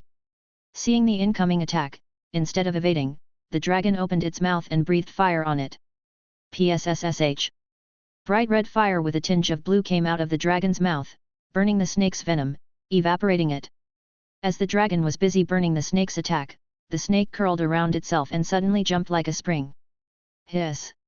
Since the area covered by the fire breath was too large, the dragon didn't see the snake's movements. By the time it stopped breathing fire and saw the snake, it was already right in front of it, snarling and showing its fangs. The dragon was surprised by the snake's sudden appearance and hurriedly flapped its wings in an attempt to fly away. But it was already too late. The snake bit the dragon on the shoulder and started wrapping its body around the dragon. The dragon tried to shake the snake off its body, but it was to no avail. From the snake's movements, it can be seen that it seems experienced in hunting dragons. The moment the dragon started struggling, the snake that was wrapping itself on the dragon's body tightened its hold, forcing the dragon to stop its movements. Once that was done, the snake crawled up to be face to face with the dragon, looking at it with playful eyes. Hiss! The snake teased the dragon, hissing at it again and again, mocking it. The dragon was furious from all that and tried to escape from the snake's grasps harder. But just like before, it was all just a futile attempt. At this point, the snake also felt that its hold onto the dragon is also starting to loosen, albeit slightly. Because of that, the snake has finally decided to end the hunt. Baring its sharp fangs, the snake lunged onto the dragon to bite it. In the distance, when Alex saw that, he didn't hesitate to rush forward and throw a fireball at the dragon and snake.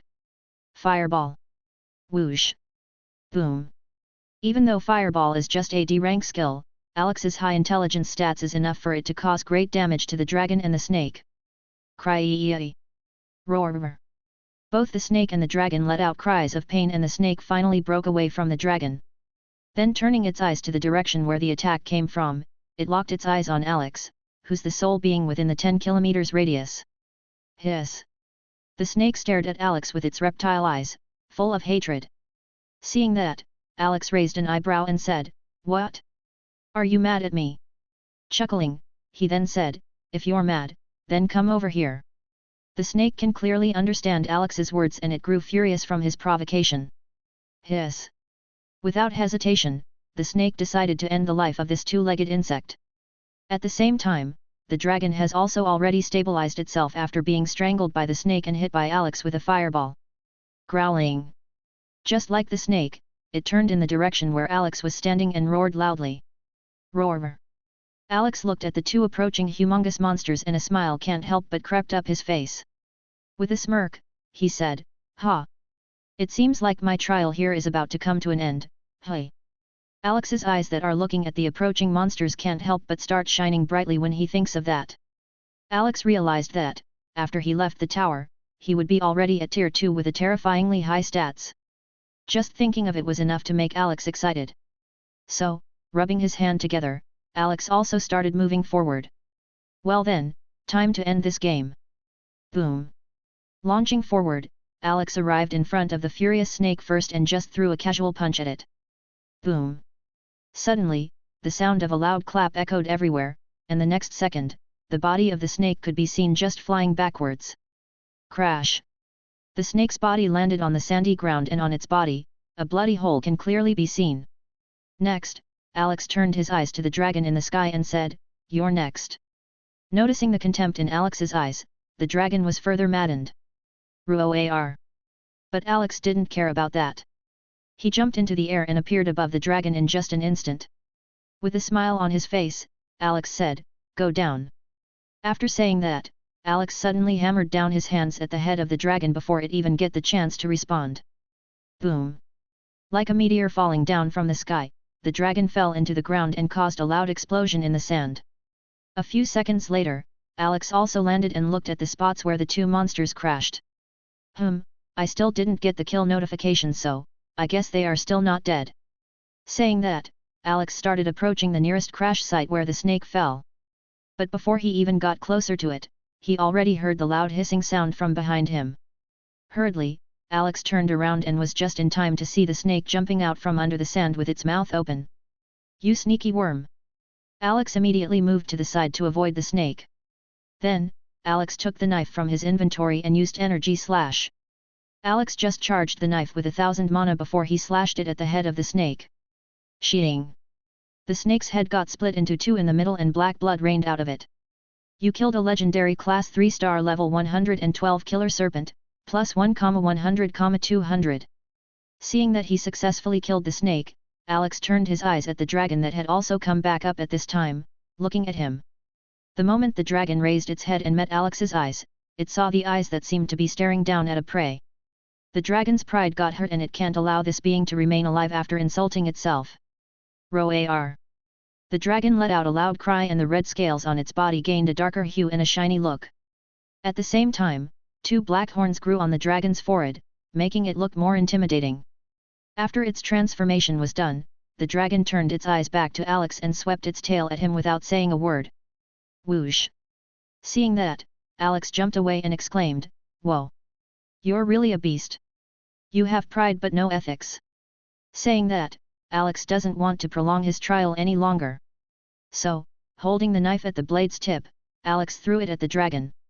When he attacked the dragon earlier, Alex already gauged the dragon's defense.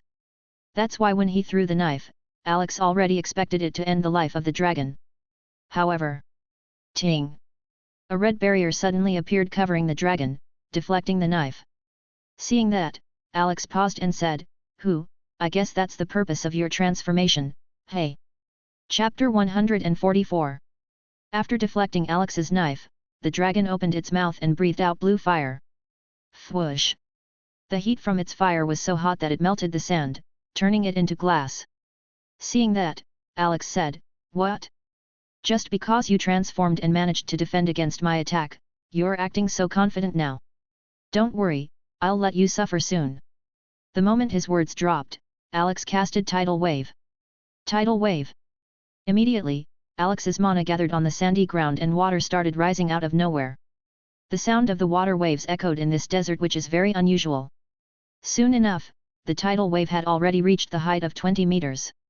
Alex turned to the dragon and said, "Let's see if your fire can handle this." Without delay, Alex pushed the tidal wave towards the dragon. Honestly, the size of that water is just a bit higher compared to the height of the dragon and would normally not do any damage to it. However, this wave in front of it is not any normal wave. It's a tidal wave created with mana. Like a disaster, tidal wave continued to push forward, heading towards the dragon. And it didn't take long for the dragon's fire breath to hit the tidal wave. Boom! Without surprise, a huge explosion occurred as the two attacks met each other. With opposite elements that contain equal firepower, they just ended up negating each other, resulting in both of them vanishing. There was a momentary silence as Alex and the dragon looked at the place where both of their attacks just disappeared without saying anything. After a few seconds, Alex turned his eyes at the dragon's and looked directly into its eyes. Then he said, "I guess my tidal wave's power is just the same as your fire breath, hey. And here I was thinking that I'll get the upper hand since water suppresses fire." Alex added, shaking his head in pity. While saying that, Alex didn't stop moving. At this time, he already arrived just a few meters away from the dragon and picked up the fallen knife. The knife trembled in excitement once Alex touched it. Bzzzt. Alex chuckled, all right, let's end this flying lizard first. Bzzzt. With the knife in hand, a sharp light flashed through Alex's eyes as he said, "I wonder if your barrier is enough to defend against my next attack." Next, Alex once again used energy slash to charge mana to his blood-red knife. Cheeth! Mana started surging towards the knife at a fast speed and in no time, it had already reached 10,000 mana. However, Alex didn't stop there. Right now, Alex wants to test out the current limit of the knife after it has gone through a. At the same time, Alex knows that with just 10,000 mana, the possibility of breaking the dragon's barrier is low. That's why, he decided to put as much as he can in this next attack. Feeling the mana rushing through it, the knife started to feel excited, which was then transmitted to Alex. Alex looked at the knife with a smile and said, "What? Are you that excited to get a taste of dragon's blood? Ha, then let's not waste more time." Trembling, the knife agreed. At the same time, the mana in the knife has also reached 30,000. This much mana should be more than enough to break that lizard's barrier. "I guess I won't be able to find out your current limit right now." Even though he said that, Alex wasn't so disappointed. After all, the knife can only handle 10,000 before it goes through an upgrade. But now, it can even take more than 30,000 mana. It increased by multiple times. Because of this, Alex's curiosity about this knife grew more and more. Anyway, Alex stopped pouring mana on the knife and without hesitation, he slashed it at the neck of the red dragon. Sheeting! A sharp milky white crescent energy came out of the knife and shot towards the dragon. When the energy slash arrived at the dragon's range, the barrier surrounding it immediately showed itself and tried to stop the attack. However, the power contained in that one slash is so powerful that it didn't even take a second for the dragon's barrier to break. Shatter! Then without stopping, the energy slash headed to the neck at the now frightened dragon. Roo! Wish! The dragon attempted to let out a roar, but the energy slash had already arrived and slashed through its neck. The head of the dragon flew in the air and blood sprinkled out of its severed neck like rain. The knife in Alex's hand started vibrating wildly because of ecstasy. Bzzzt. Bzzzt. Bzzzt. As it starts raining down with the blood of the dragon, some of it falls onto the knife and it starts trembling more in excitement. Noticing that, Alex laughed and said, "You're really happy to absorb dragon's blood, hey? I don't know if this will come with beneficial effects to you, but there's nothing bad to let you absorb more of it." Saying that, Alex walked closer at the dragon's dead body and stabbed the knife at its neck, to let it absorb more blood. After doing that, Alex looked at the notifications in front of him. You killed a 3-star level 136 red dragon, plus 1,300,600 experience points. Ding! You have cleared the most difficult level abyss in the second trial of the trial tower. Congratulations, you made a feat that has never been done before. Please choose your reward: Legendary Weapon X1, Cure All Elixir X1, One-Time Elementary Annihilation Skill Scroll X1, or a Chalcom X10, Random Treasure Chest X1. Congratulations, you have successfully advanced to Tier 2. Please choose your reward: Random Item, Stats Multiplication X5, Random Unique Skill, Random Pet Egg. When Alex laid eyes on the reward notifications, his eyes lit up. I get to choose 2 rewards? Awesome! Let's see. Alex started browsing through the long list of rewards available for him to pick from, full of enthusiasm. There are a lot of items on the list and some of the rewards in the 2 rewards selection lists overlap with each other. After a while of hard thinking, Alex has finally come to a decision. Okay, I'm done thinking. I'll just pick this and this. Alex decided to pick random treasure chest for the achievement reward and random unique skill for the trial completion reward. You might be thinking, why didn't he pick the stats multiplication x5? Well, that is because after thinking for some time, Alex has come to the conclusion that getting a new unique skill might become more useful in the long run. Since stats are easy to earn with his unique skill sacrifice, Alex is not that keen in picking the stats multiplication. Anyway, by the time Alex finished picking, the knife on the side had also finished absorbing the blood of the dragon. Bzzzt. Alex looked at the knife and smiled. You're done? Then I will sacrifice this body now. Saying that, Alex pulled out the knife from the dragon's corpse before using sacrifice on it. You sacrificed legendary class 3-star monster, plus 250 free attribute points. Seeing that, Alex nodded in satisfaction. Turning around, Alex looked at the knife and said, since we're leaving the tower, I'll place you back inside the inventory for now. Bzzzt. After the knife replied, Alex placed the knife back in his inventory. After he did that, Alex took a deep breath and said, once I leave here and go back to the trial tower's lobby, I will receive the rewards. Since the unique skill that I'll get is random, it's for the best if I turn on fortune now. With the thought, Alex turned on fortune and the world suddenly turned into Alex's favor. At this time, Alex started glowing with white light before suddenly disappearing in the sandy sky island. The next second, Alex appeared at the trial tower's lobby. Just when Alex arrived, a notification from the system appeared in front of his eyes. Congratulations, you acquired the unique skill synthesis. Hearing that, Alex's eyes looked curiously at the skill description of synthesis. Synthesis. Rating, unique. Effects, select 2 items or skills that you would like to synthesize. Item or the skill's rating might decrease or increase depending on the compatibility of the 2 selected things to be synthesized. Description: for every use of synthesis, consume 1000 gold coins as the energy source. After seeing the new unique skill he got, Alex put on a thoughtful expression. Alex is thinking whether synthesis is a good skill or not. Since I have the skill tree, it feels a little redundant.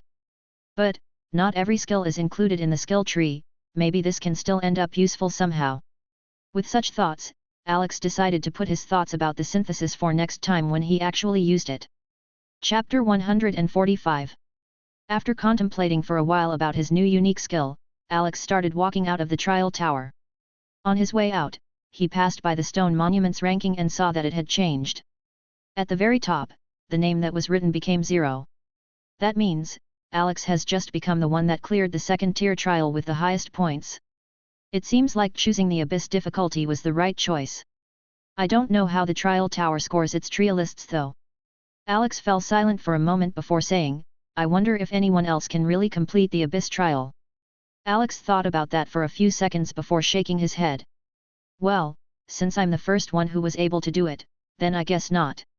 Next, Alex opened his inventory and saw that his other reward, the random treasure chest, has also arrived. Since there's nothing else for me to do here, it's about time I leave this place. Taking a step forward, Alex soon saw the outside of the trial tower. Closing his eyes, Alex took a deep breath. Hi's, I'm back. When he opened his eyes again, Alex turned his head in a certain direction and saw Fairy and the Flame Lion already looking back at him. Smiling, Alex walked towards them and said, it took me a while to clear the trial. I hope you two didn't cause any problems, hey. Hearing Alex's words, a serious expression appeared on Fairy's face and he barked. Woof. It seems like he's telling Alex that they didn't do anything while he's gone. Alex smiled more and rubbed Fairy's furry neck. After playing with Fairy for a while, Alex looked at the Flame Lion next and said, I guess you also didn't cause any trouble. Unlike Fairy's enthusiastic mood around Alex, the Flame Lion seems to still want to maintain the last bit of dignity that it has by acting calm all the time. It gently bowed its head to Alex in response to his words. Alex nodded and didn't say anything more to it. After that, Alex decided to go back to Cupido Town. Well then, let's try to journey back to Cupido Town on foot this time. Fairy, I will be riding on your back again this time. Hearing that, Fairy began to get excited. Woof. Woof. Alex patted its head that was lowered in front of him. Let's go. We have to go somewhere first before we really leave Najals. Saying that, Alex started moving in a certain direction. Behind him, Fairy and the Flame Lion both stood up at the same time and followed Alex. When Alex left, a lot of eyes that had been looking at him the moment he left the trial tower also headed back to their respective places. Shadow, the one that the king has ordered to gather information on Alex, has also come back to the castle. At the castle's throne room, the king looked at the kneeling man wearing all black from top to bottom and said, "So, he has already come out, hey?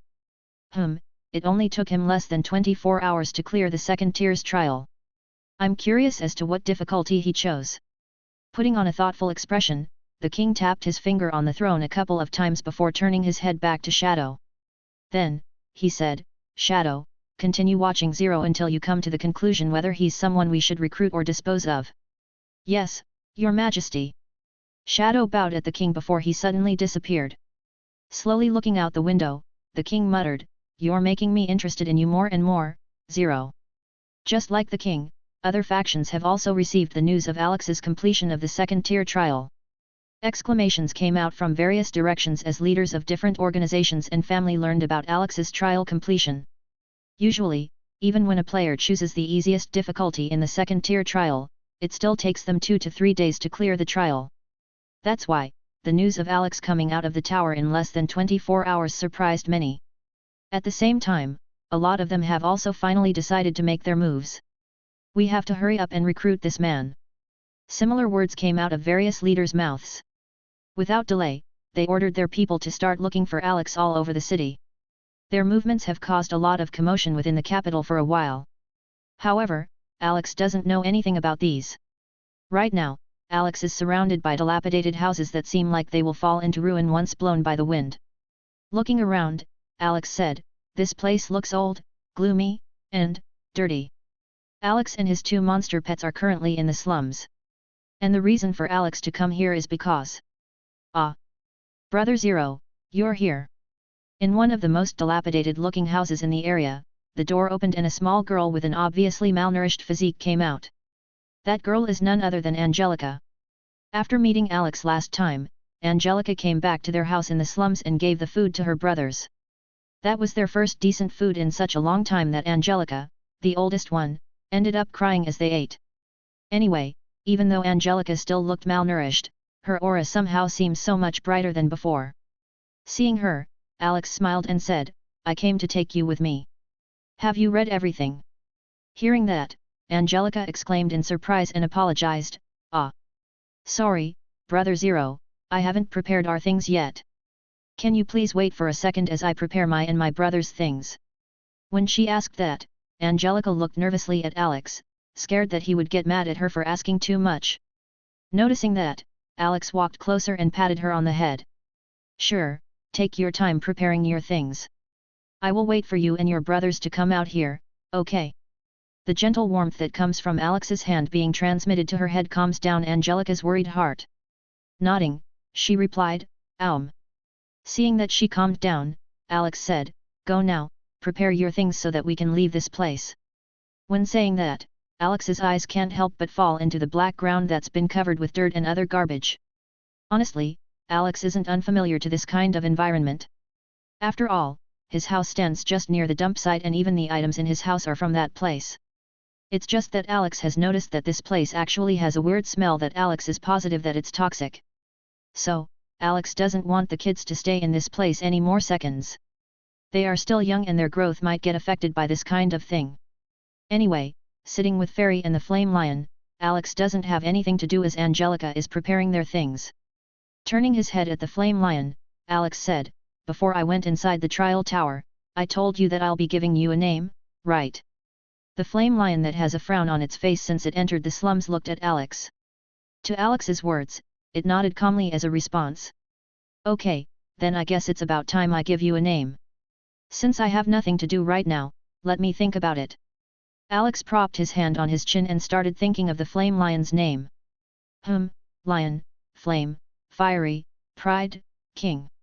I wonder what name would fit. Ah! I know. Finally, after thinking long, about 3 minutes, and hard, not really, Alex has come up with what he thinks is a suitable name for the Flame Lion. Looking at the Flame Lion, Alex smiled and said, "From now on, you'll be called Blaze. Nodding his head, Alex felt very satisfied with his own naming sense.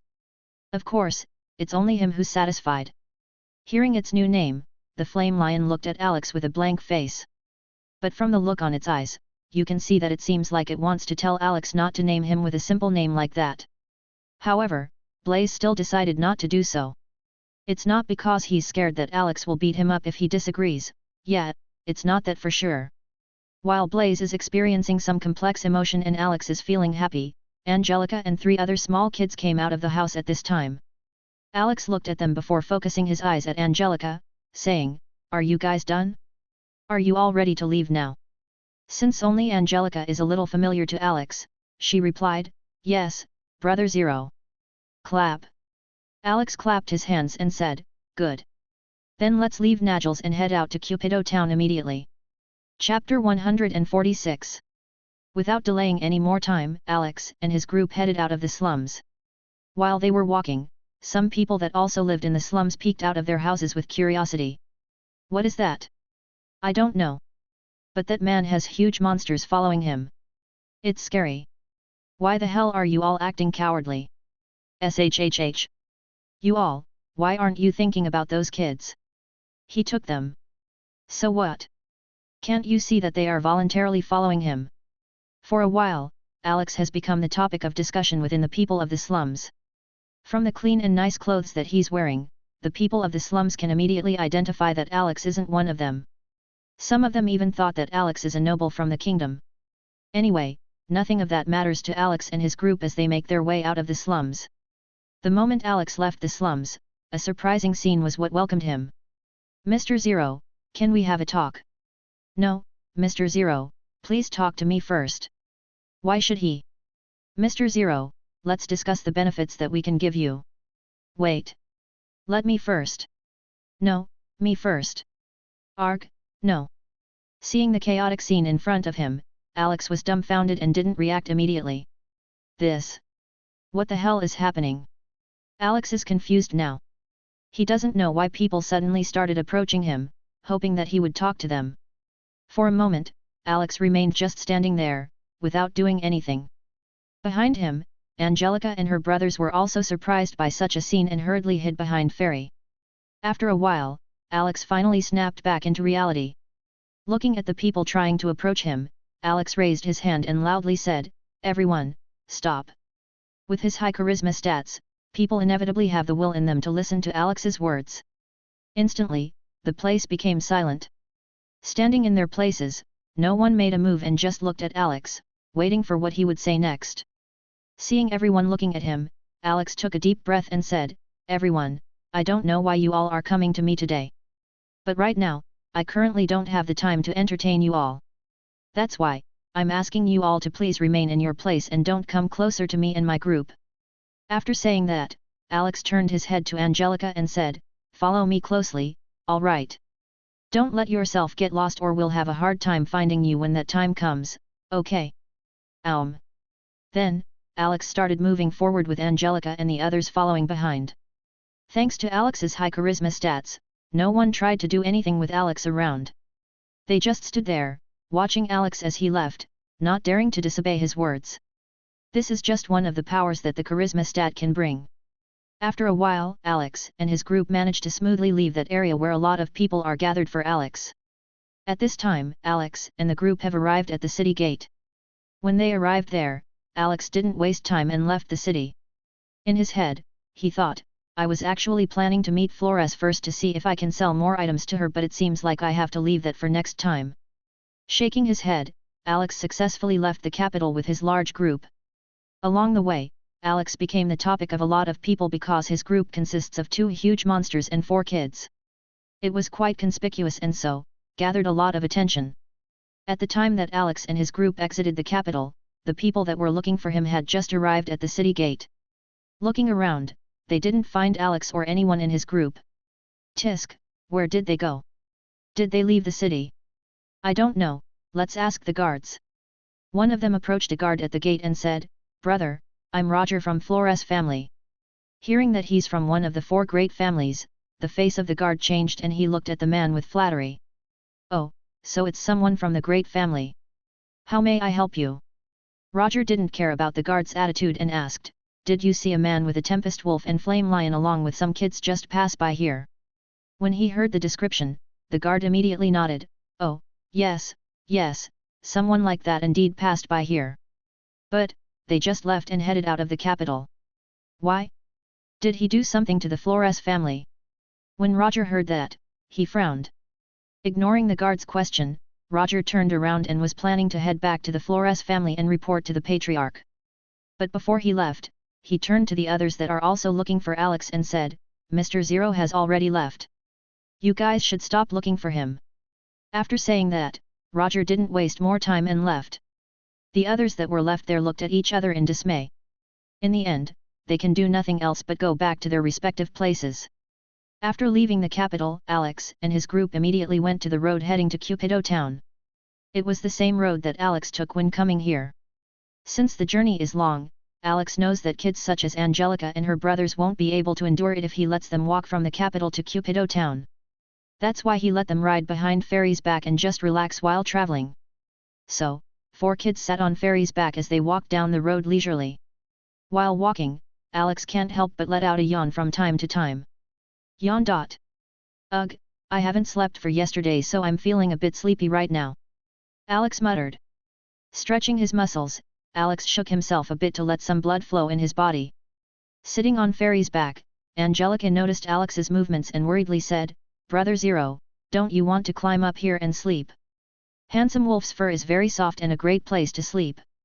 Since Fairy evolved yesterday and turned into a Tempest Wolf, his size has grown as well that even with 4 kids sitting on his back, tens of people can still fit. That's why Angelica wants Alex to just come up as well after seeing him looking so tired. Alex looked up and smiled, saying, Don't worry about me. I will go up there later when I feel like it. Hearing that, Angelica can do nothing more than just look at Alex worriedly. Trees dancing in the wind, birds singing melodiously, and the feeling of the gentle breeze brushing past his skin makes Alex feel very comfortable. Unknowingly, he was already humming a familiar tune that he used to sing when he was young. Hum. Just as he's enjoying his time, a system chat window popped up in front of his eyes. Chris. Seeing the name of the sender, Alex became curious. Opening the conversation, Alex looked at the message. Chris, Alex, where are you? Seeing the multiple question marks at the end, Alex raised an eyebrow.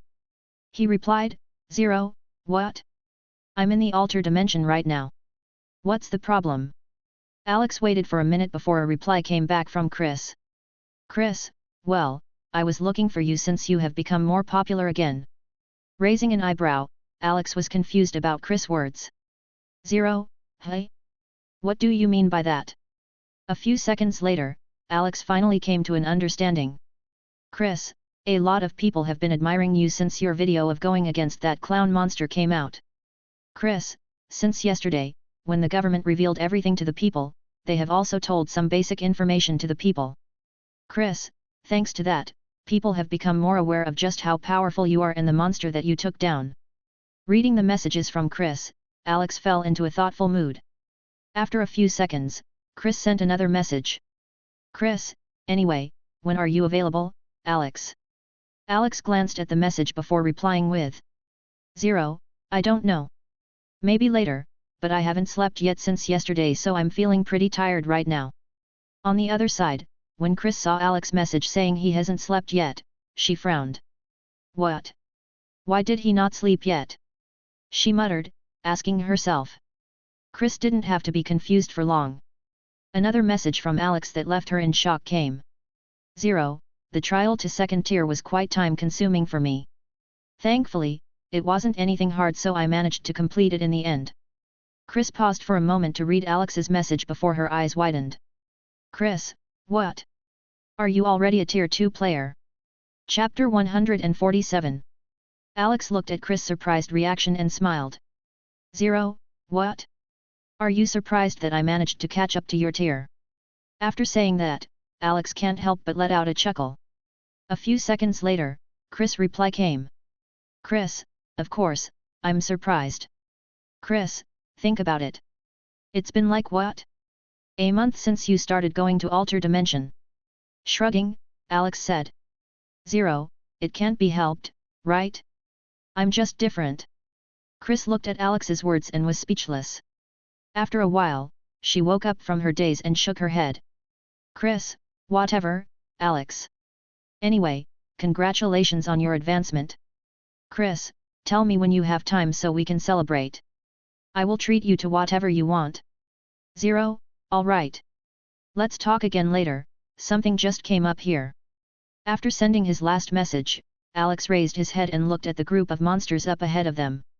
It was a group of hobgoblins with reddish skin. There are 5 of them and it seems like they are all 2-star monsters. Opening his mouth, Alex said, Blaze, can you deal with those on your own?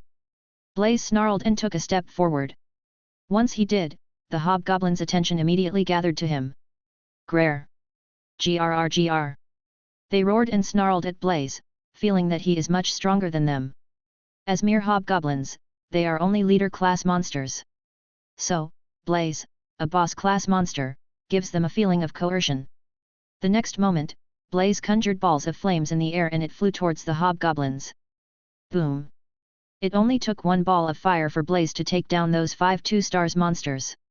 It wasn't surprising. Not only is Blaze a boss-class monster, he's also a 3-star one. After getting rid of those hobgoblins, Blaze walked back to the group with an indifferent look in his face. Alex patted Blaze and said, "Good job." After saying that, Alex walked towards the burnt corpse of the hobgoblins and used sacrificed on it. You sacrificed 2-star hobgoblins 5, plus 100 attribute points. After doing that, Alex and the group continued on their journey. A few hours later, the sun has already gone down and Alex has set up camp just on the side of the road. A campfire, a tent, soft blankets, and warm delicious foods, they have almost everything they need here. Sitting in wooden logs around the campfire, holding a bowl of soup, Alex said, "What are you still waiting for? Let's dig in." On his words, Angelica's 3 little brothers, Jojo, Joel, and Joey, started eating their foods. As the eldest sister, Angelica watched happily as her 3 brothers eat with relish. Turning his eyes to Alex, who's also already eating, Angelica said, "Brother Zero, once again, thank you very much for taking us with you." Bowing her head deeply, Angelica really wants her heartfelt gratitude to be felt by Alex.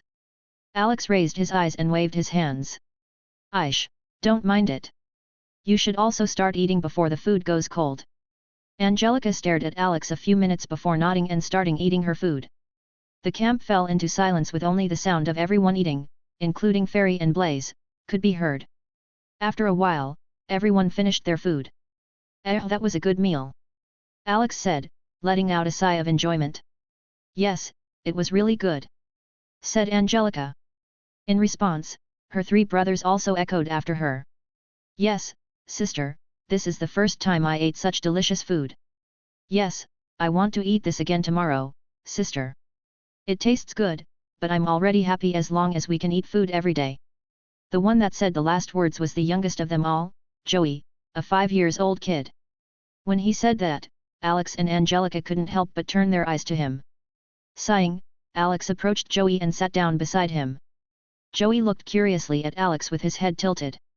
Suddenly, Alex placed his hand on Joey's head gently and said, "Don't worry, kid.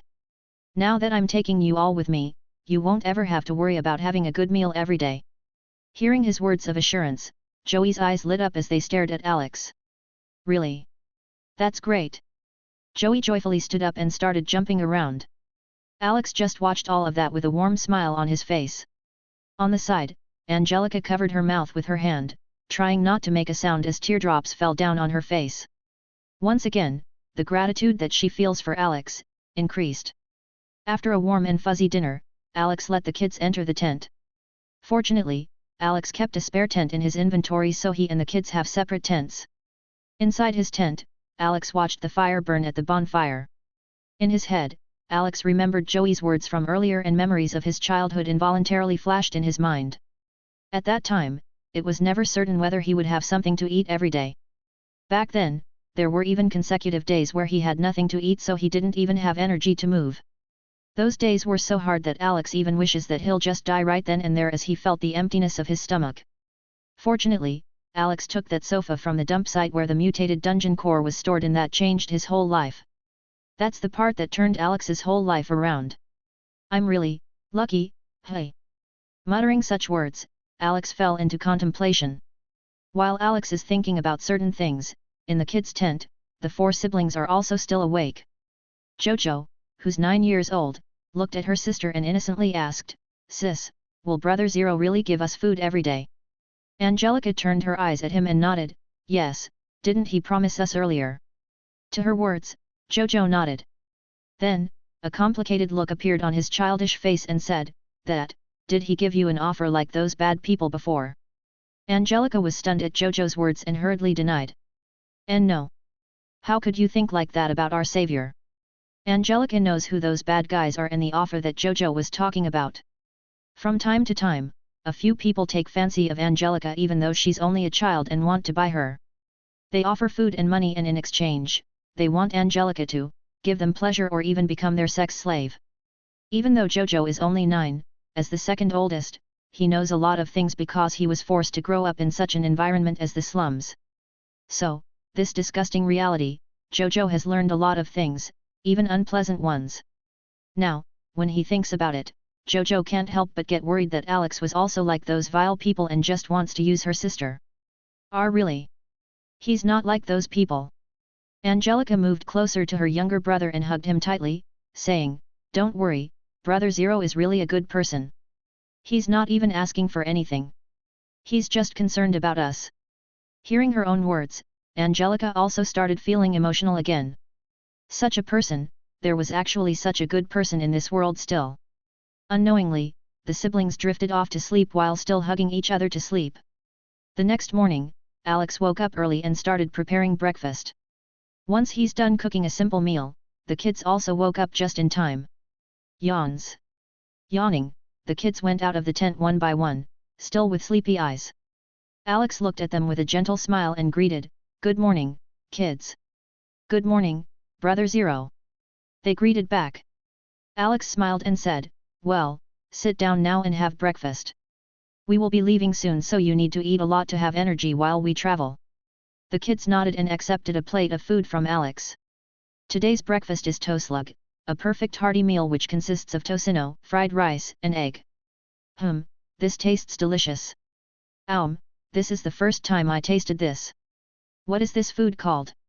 Curiously, the kids looked at the processed food, tocino, on their plate. But in the end, their tongues and stomachs are more curious about the food than their eyes. Soon, everyone finished eating breakfast and Alex had also packed everything back to his inventory. With that done, they are now ready to continue their journey. "Now then, everyone, let's go." Alex let the 4 kids sit on Fairy's back again before they started moving. Of course, their weights are nothing to Fairy so he didn't mind. Anyway, Alex is also feeling lazy today and decided to hop on Fairy's back as well. Raising his hand, Alex pointed ahead and said, "Fairy, let's go." And so, Alex, his 2 monster pets, and 4 kids, has continued their journey towards Cupido Town. Chapter 148.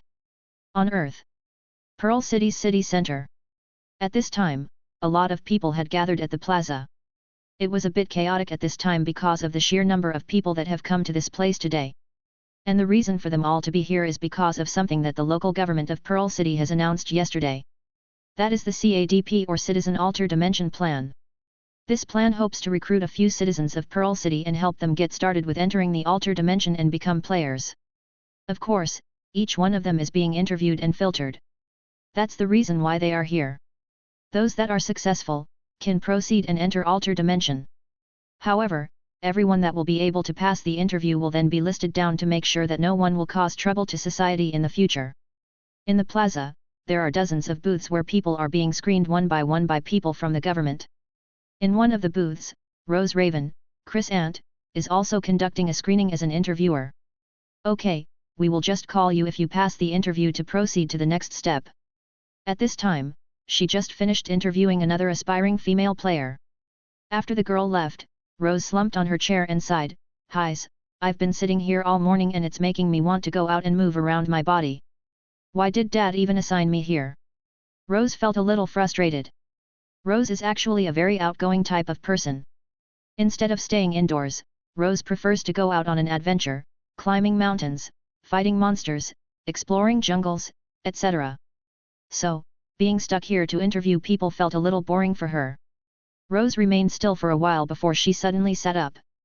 Then, she muttered, "What if I escape from here?" Once she started thinking of that, the idea started to grow more and more in her mind. Soon, Rose has finally made a decision. "Alright, I think I really need to get away from here." Just as Rose was about to execute her escape plan, a girl who's roughly in her late teens or early 20s entered the booth. Excuse me. Please come here." Seeing that, Rose can only delay her plan. In her mind, she thought, "Well, this will be the last one anyway. I'll just finish this and run away." The girl walked closer to Rose and sat down on the chair. Observing the girl from behind the table, Rose noticed that she seems to be the Timmy's type. Tapping her finger on the table, Rose said, "We will now proceed with the interview, please introduce yourself." Timidly, the girl said, My name is Jopati, 19 years old." Jopati then proceeds to tell a few more basic informations regarding her, such as her family details.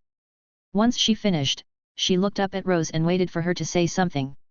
Crossing her fingers together, Rose seriously said, "Then, please tell me why you want to enter the altar dimension."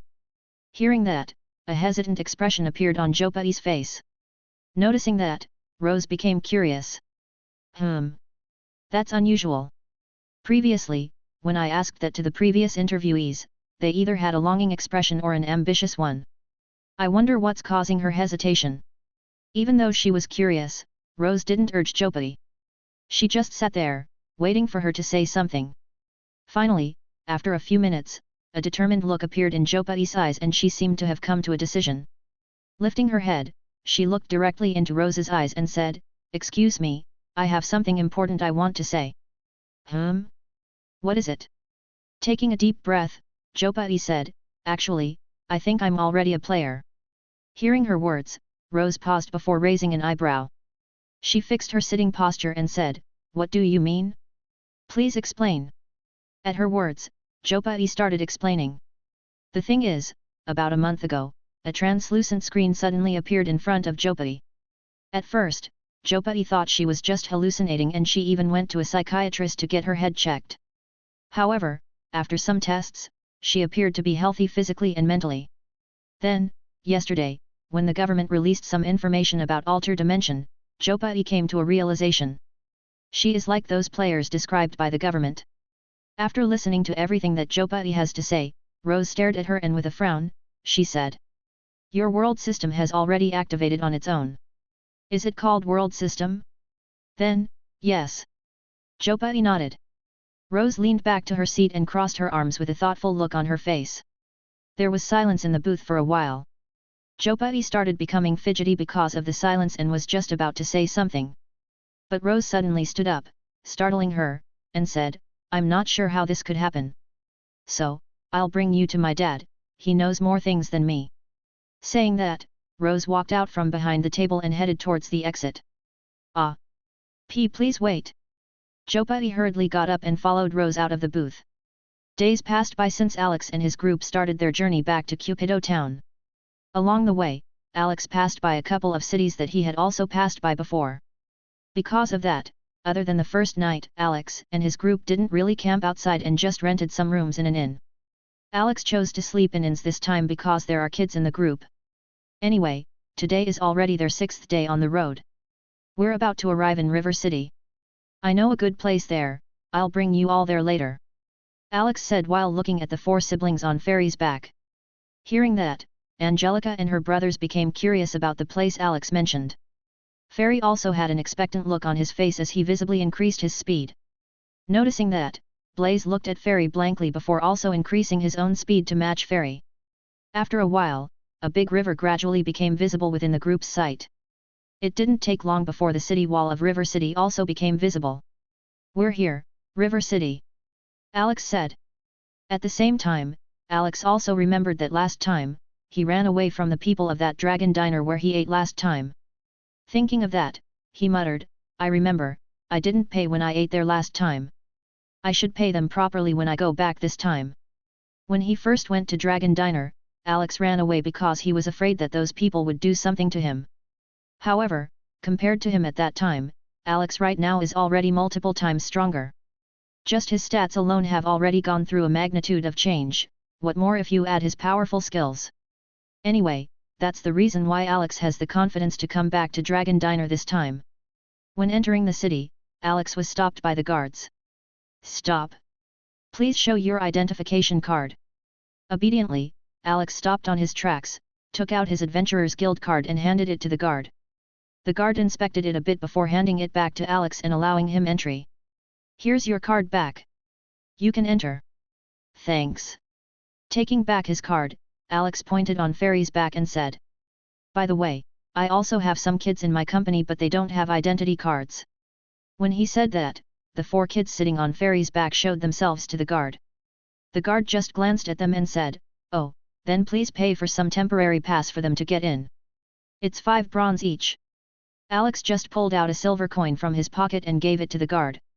Here, you can keep the change.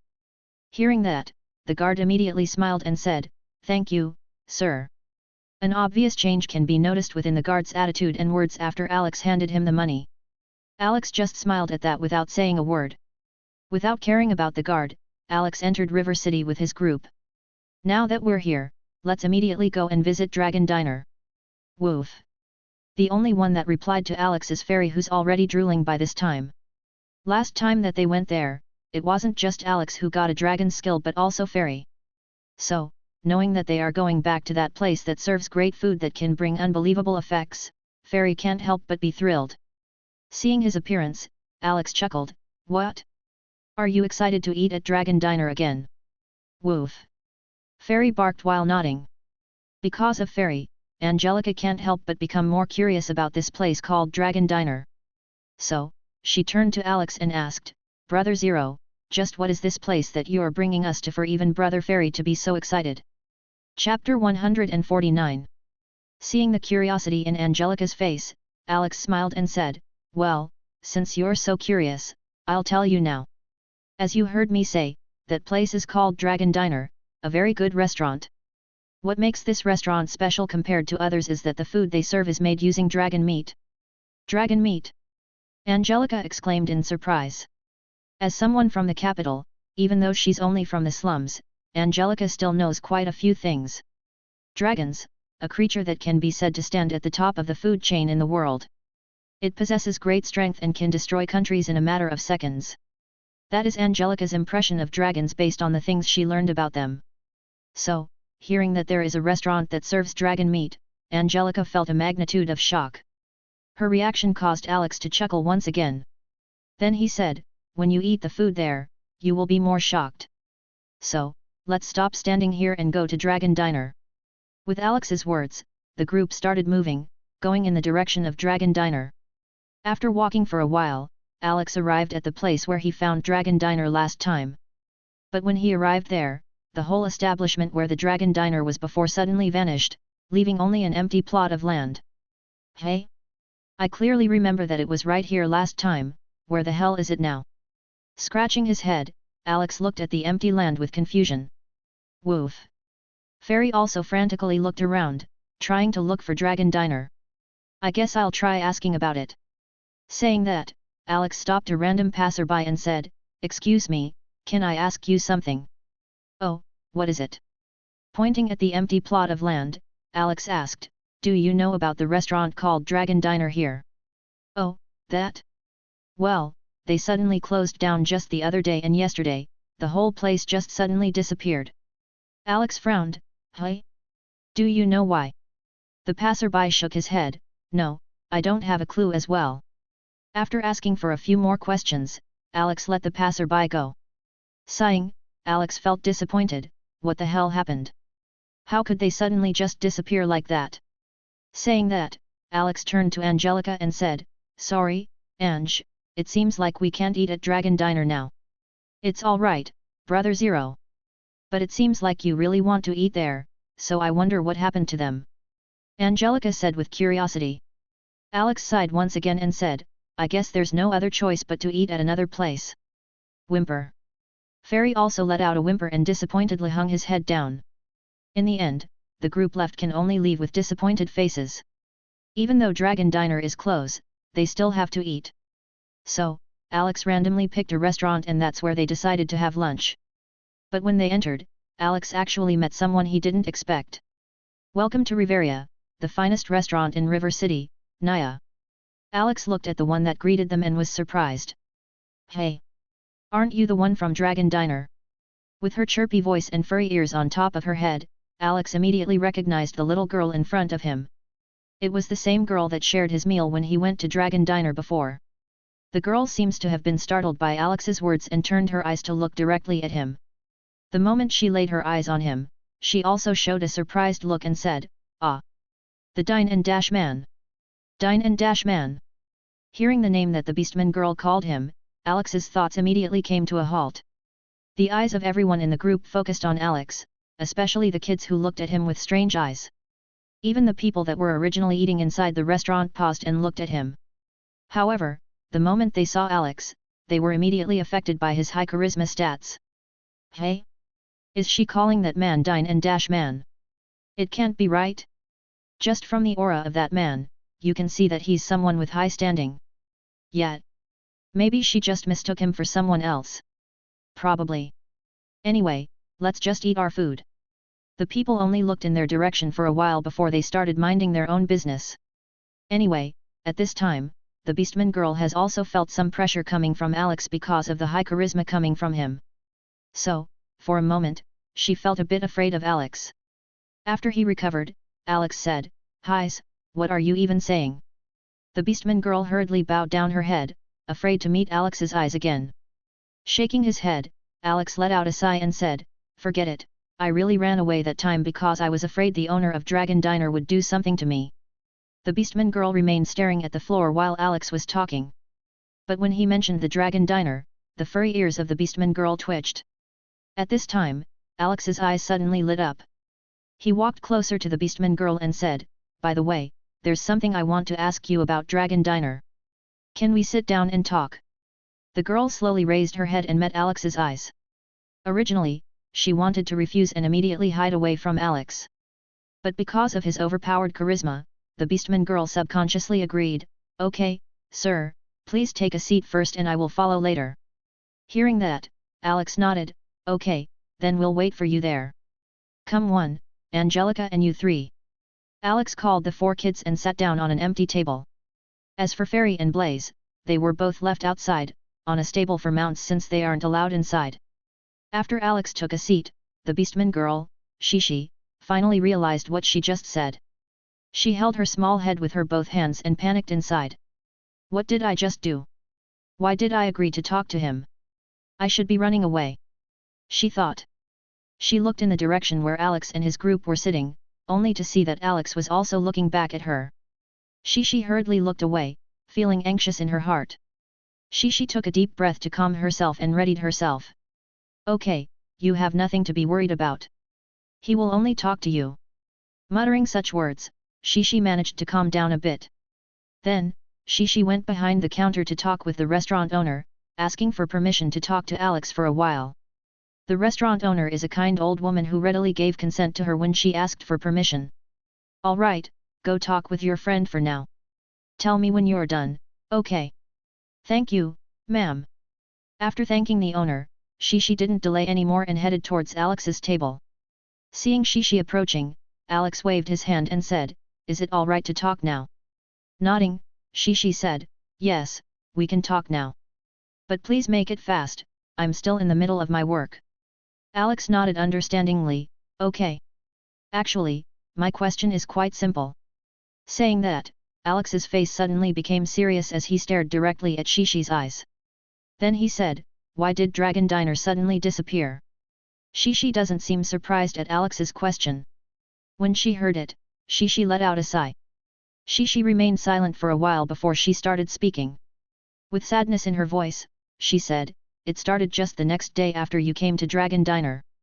A noble suddenly came to the restaurant and caused a ruckus. He humiliated the customers eating inside the restaurant at that time and even stepped on their tables.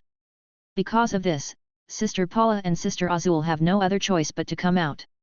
When she said that, Shishi stopped for a moment and said, "Actually, Sister Paula and Sister Azul are biological sisters. Also, they have a special identity within the Kiesis kingdom. However, because of some circumstances, they had to hide away from other nobles. That same circumstance is also the reason why they started Dragon Diner. Hearing that, Alex can't help but become curious. What is this circumstance that you speak of? Hesitation appeared on Shishi's face, but in the end, she shook her head. I'm sorry, I don't have the right to divulge their story to some stranger. It is their privacy. If you want to know, you can just ask them yourself. Alex paused for a moment before he nodded. You're right. Forget it, please continue with your story. Shishi opened her mouth and continued talking. As I said, Sister Paula and Sister Azul were both hiding from the nobles of the Kiesis kingdom. But because of the ruckus that the nobles started in the restaurant, they had no other choice but to come out. When Alex hears that, he can't help but think that there's some conspiracy. Chapter 150. Narrowing his eyes, he thought, interesting. It seems like there's a hidden conspiracy happening here, hey. With his interest piqued, Alex listened more attentively to Shishi's words.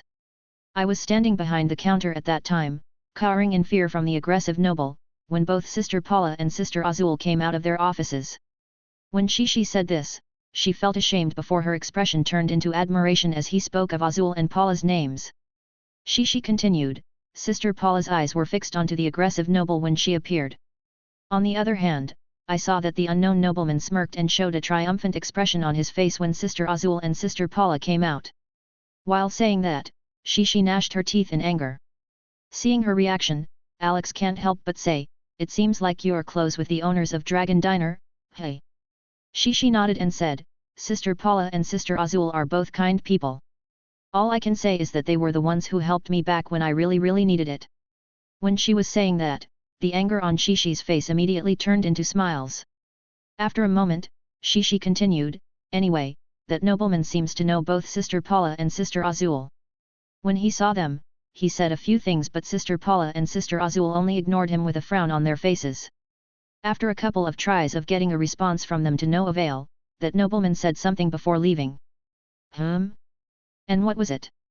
Alex curiously asked. Frowning, Shishi said, still acting aloof even though your old man is just a cripple now, hey. Wait until everyone gets here, we will give you real happiness then, is what he said. I can still vividly remember the unsightly expression on both Sister Paula and Sister Azul's faces when they heard that. Alex rubbed his chin thoughtfully before saying, after that, they decided to close down their restaurant, is that right?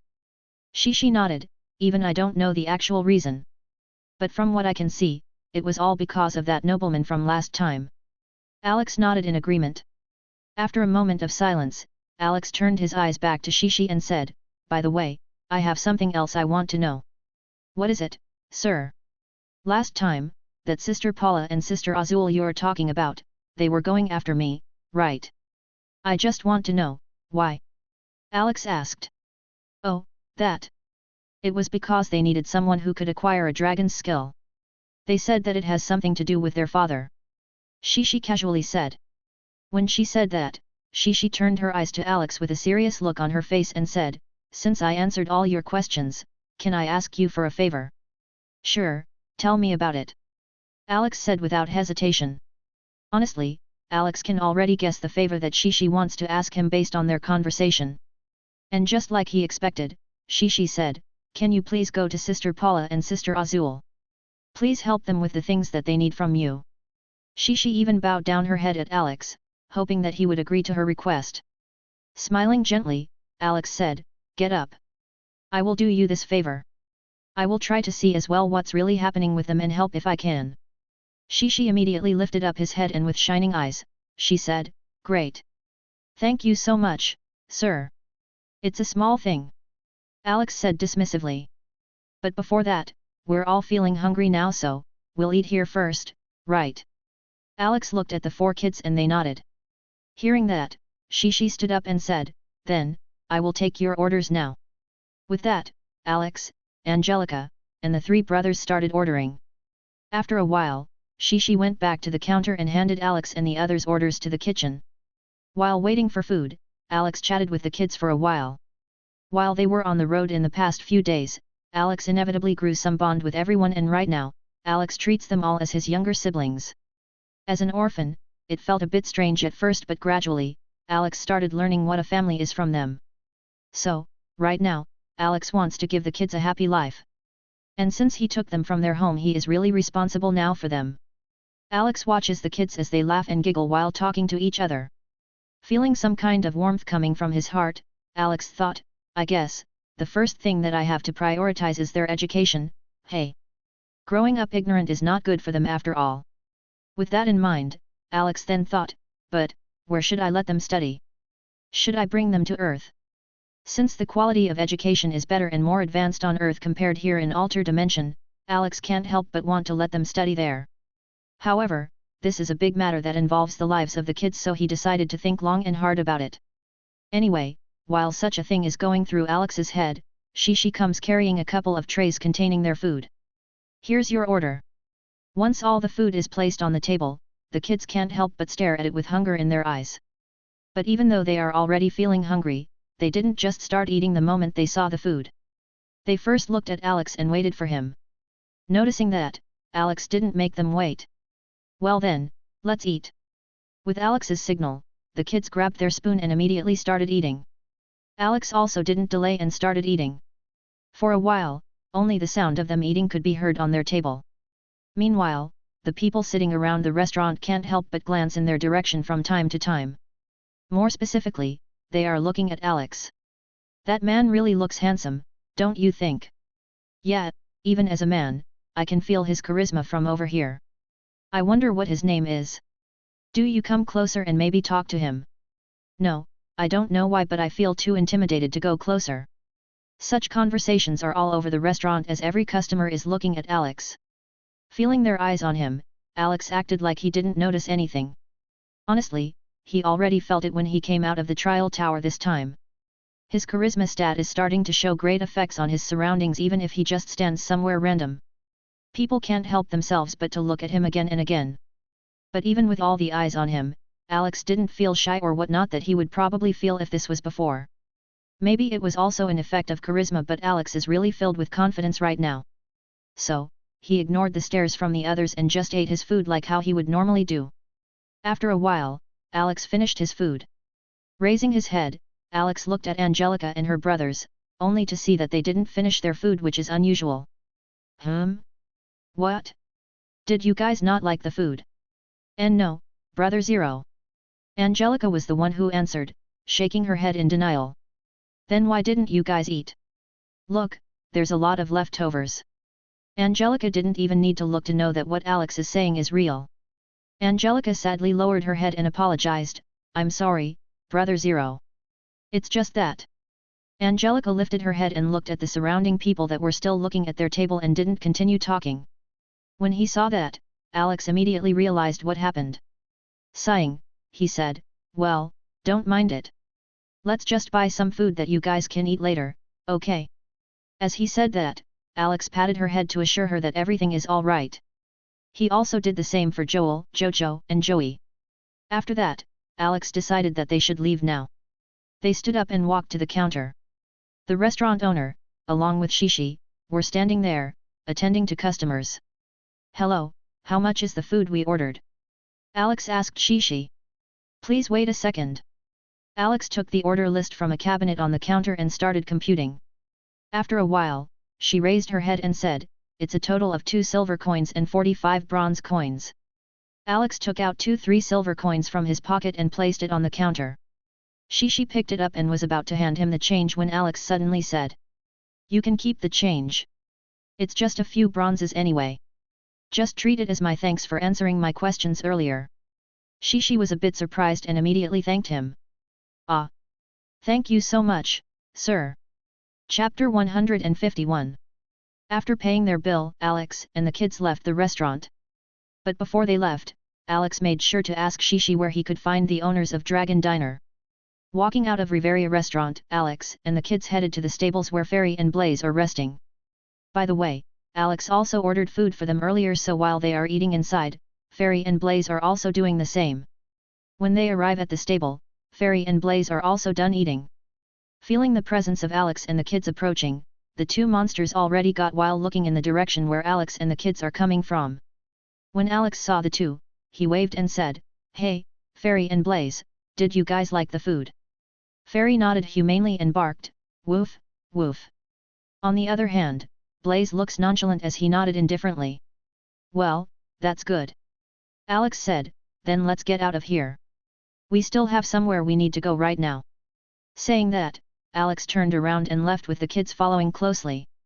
Hurriedly, Fairy and Blaze also caught up with them and they once again walked around the street. Eyes gathered in their direction once again. Not only because their group has two huge monsters but mostly because of Alex's charisma.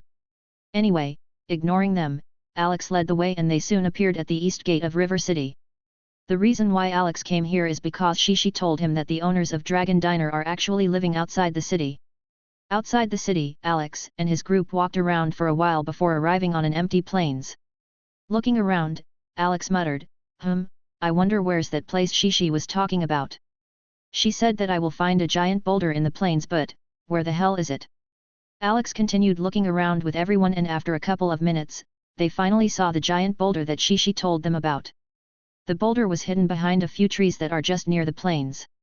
Now that we found the boulder, it will be easy to find their place.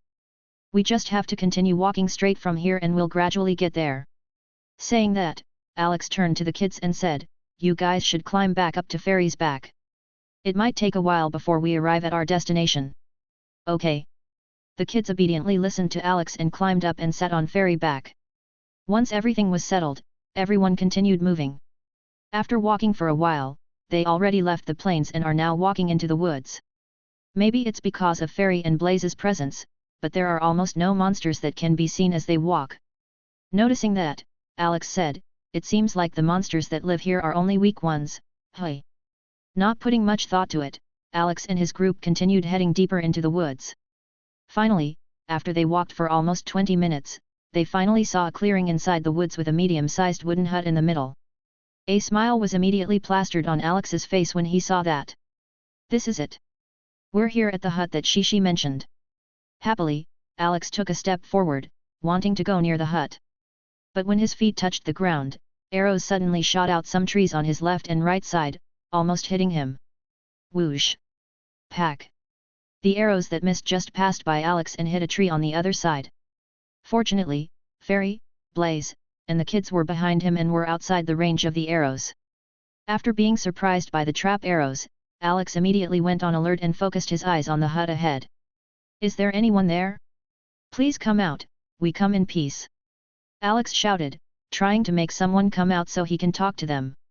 A few seconds passed with no one saying anything. The door of the wooden hut slowly opened and the figure of a woman with red hair showed herself. Who are you? What are you doing in this place? With a frown and a feisty look on her face, the red-haired woman asked in a loud voice. Seeing someone come out, Alex heaved a sigh of relief. Then he organized his thoughts first and said, my name is Alex. Last time, I went to your restaurant and was lucky enough to get a skill after eating dragon meat. The red-haired girl's face changed when she heard Alex's words. What? Are you telling the truth? She asked, immediately dropping her vigilance and hurriedly tried to get near Alex. The red-haired woman stopped just a few inches away from Alex and repeated her question. Hey, answer me, are those words you just said true? Nodding his head, Alex casually said, yes. Last time when I went to Dragon Diner, I managed to acquire a dragon skill after eating. Back then, Shishi said that she will call you, but because I didn't want to be bothered by strangers, I decided to slip away before you arrived. Ah, yes, that's right, I remember you. We even tried to catch up to you until the city gate but we weren't lucky. The red-haired woman nodded, remembering that day. Shaking her head, she looked at Alex and said, my name is Paula, one of the owners of Dragon Diner and also the chef. She stretched out her hand which Alex caught and shook. As I already said, my name is Alex. Once the introductions were done, Paula invited Alex inside the hut. Let's go inside our house first, it's a bit weird to just stand here and talk. Alex nodded. By the way, here behind me are my travel companions. Hearing Alex's words, Paula paused for a moment and only then did she realize the existence of a few kids and Teo huge monsters just behind Alex. Earlier, she was too excited with Alex that everything except Alex just seems to have disappeared. Now that she got a good look, Paula was surprised. This are they both boss-class monsters? She murmured as she looked at Fairy and Blaze. Alex turned his head to Fairy, Blaze, and the kids and started introducing them. Fairy and Blaze, they are my contracted monsters. And here are Angelica, Joel, Jojo, and Joey. They are kids that aren't related to me by blood, but I consider them as my siblings. Paula turned her eyes to the kids and saw that there was nothing special about them. But since Alex said that he considers them as his siblings, Paula was friendly to all of them. Hello, sorry, I didn't notice you just now. Anyway, please enter inside our house so we can continue our talk there. Okay, let's go. With Paula's invitation, Alex and the kids went inside the wooden house. As for Fairy and Blaze, they were both left outside since they are both too big. Anyway, when everyone entered the wooden hut, they were surprised by the interior of the house. Wow, I didn't expect that such a simple-looking wooden hut actually looks so grand inside. Alex commented as he took a look around the place. On the outside, the wooden hut actually looks like it's been through countless storms and survived for a few decades already. Surprisingly, the inside is pristine clean and everything looks new. The furniture, decorations, even the walls, floor, and ceiling all look to be in good condition. That's why Alex was really surprised. Suddenly, he thought, it would be a good idea if I also turned my house on Earth into something like this. Alex immediately decided to turn his house into something similar to this wooden hut. It's a good disguise to keep the thieves away. While thinking of random things like that, Paula let Alex sit down on the sofa with the kids. Here, you guys sit here for a bit. I will go grab some drinks first before we talk. After saying that, Paula went to the kitchen for a bit and came back with a bottle of fruit juice and a couple of glasses. Putting it down on the table, Paula sat down on the sofa opposite of Alex and looked at him with serious eyes. Feeling the scorching gaze of Paula, Alex also turned his head at her and looked straight into her eyes. Then he said, now that we're all seated, let's get down to the main topic. Narrowing his eyes, Alex asked, what does the owners of Dragon Diner need from someone who acquired a dragon skill? Saying that, a serious but curious expression appeared on Alex's face. Paula remained silent for a while before she sighed and started talking. Highs first, let me introduce myself. Suddenly, the aura around Paula changed to one filled with dignity. Like a strong warrior with noble blood running on her body. I am Paula Lionel, daughter of Borong Lionel. Boom. Chapter 152. I am Paula Lionel, daughter of the great general, Borong Lionel. Paula spoke in an awe-inspiring way, in hopes that she can amaze Alex. That way, she can have an advantage later when they start talking. However, when she took a peek at Alex's reaction, she just saw him staring back at her with a blank look. Paula staggered, then she said, don't you feel amazed or anything? Hey! Alex tilted his head slightly and confusedly said, is there anything amazing about what you just said? Paula almost fell down to the ground after hearing Alex's words. Her father, Borong Lionel, is a great general of the Kiesis kingdom. Borong Lionel, a great general who managed to defend the border of Kiesis kingdom from the invasion of an enemy kingdom, all on his own. And this is not just a one-time thing. Borong Lionel has done this again, and because of that, he even acquired the title, One-Man Fortress. As a general, he had countless achievements and was known throughout the whole Kiesis kingdom. Even those neighboring kingdoms knew of his name and some even feared it. Now, seeing Alex's nonchalant attitude, Paula can't help but ask, don't you know anything about my father? At her sudden question, Alex frowned, your father? You said his name is Borong Lionel, right? What's the matter with it? Paula looked at Alex speechlessly. I can't believe that there's someone living in Kiesis kingdom but don't know of my father. She murmured. Paula digested this shocking information in her for a while before she got rid of it in her mind. Shaking her head, she decided to forget about getting an advantage and said, okay, fine, if you don't know my father, just forget it. Paula's expression suddenly became serious and said, let's talk about the thing that we want to request from you. Paula snapped her finger and suddenly, a golden cup appeared in her hand with unknown liquid in it. When that golden cup appeared, Fairy and Blaze outside the hut suddenly felt some pressure pressing upon them. They looked at each other, confirming that they both felt it before turning their eyes on the hut. When Alex saw the golden cup appear, he immediately became more curious. He pricked up his ears and listened intently. Paula opened her mouth and said, what we want to ask from you is actually a simple thing that can even bring you benefit. Hearing that, Alex's curiosity heightened. Seeing that, Paula raised the cup in her hand slightly and continued, inside this cup, there is a very precious material that could only be obtained from the body of dragons. However, not every dragon has this in them. Only a few pure-blood dragons possess this. This is pure-blood dragon's essence blood. When she said that, Paula moved the cup closer to Alex to let him see it. Peeking inside the cup, Alex saw glowing golden blood, full of magnificence that couldn't even be explained with words. The golden blood possesses brilliance that looks more precious than any gem to exist.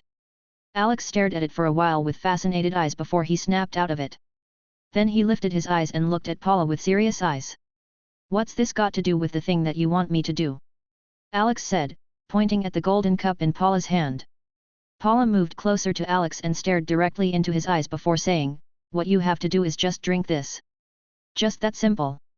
Alex didn't just naively agree after hearing that. Instead, he frowned and said, "Explain."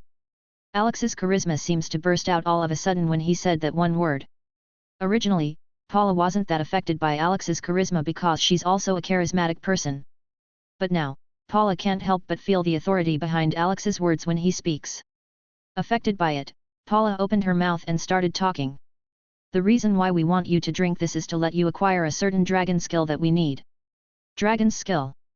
Alex repeated with a frown. Paula nodded, "It is a dragon skill that we are in dire need of right now." Alex went silent at this time. Currently, Alex is thinking about this deal more rationally. On the other hand, Paula sat there while looking at Alex, anxiously waiting for him to say something. After a while, Alex raised his head and looked at Paula with a serious face. He said, "From what I heard so far, this deal will do nothing but benefit me, which seems like an unusual deal. So, tell me, why do you need me, someone who now possesses a dragon's skill, to be the one to take this golden blood?" Sighing, Paula replied, "It's because as someone who already managed to acquire a dragon's skill by eating its meat, the chance of you surviving and gaining the skill after taking this dragon's blood is higher." A deep frown can't help but appear on Alex's face at this time after hearing what Paula just said. "Wait, did I hear you wrong or did you really just mention something about survival after taking that golden blood?" Once again, Paula let out a sigh before suddenly pushing the golden cup to Alex, saying, "If you have a appraisal skill of some sort, you can look at the details of this first. It will be easier for you to understand what I mean." Staring at her for a few seconds, Alex turned his gaze at the golden blood and used inspect without hesitation. The next second, Alex's eyes widened. Pure blood dragon's essence blood. Rating, legendary. Effects, when consumed, there is a 10% chance of acquiring the skill Dragonborn or 0.01% of successfully changing your bloodline into that of a dragon. If the user already has a dragon's skill, the probability of acquiring a skill increases to 50%. Details, made with the blood of 100 different pure-blood dragons' blood to turn it into what it is today. Note, if the user of this item failed to acquire anything, there is a 90% chance that they will die. Alex first looked at the effects this golden blood has. Without doubt, Alex was surprised to learn the effects of this legendary item. An item that could change one's bloodline to dragon blood. This is a precious item. But just as he said that, he saw the notice at the very end and immediately shut his mouth. Alex felt like his excitement was poured down with cold water, instantly cooling him down. He turned his gaze to Paula with complicated eyes. The chance of dying when you use this item is too high." Hearing that, Paula bowed down. Honestly, she also knows that she's asking too much from a stranger. She's basically asking him to die by requesting him to drink this blood essence. Thoughts started swirling around inside Paula's head and she felt greatly conflicted. Finally, she gritted her teeth was decided to not ask Alex to do this suicidal thing anymore. However, just as she was about to say something, Alex got ahead of her and said, "Since I'm taking such a great risk like this, there should be a reward if I manage to succeed here, right?" Raising her head, Paula saw that Alex was looking at her and the golden cup with great interest. Paula looked at Alex in surprise. "What? Are you serious right now?" Alex casually nodded, "Yeah, I want to try it out." "Try it out, didn't you see that there's a high chance that you could die if you take this blood essence?" Paula said, feeling dumbfounded at Alex's decision.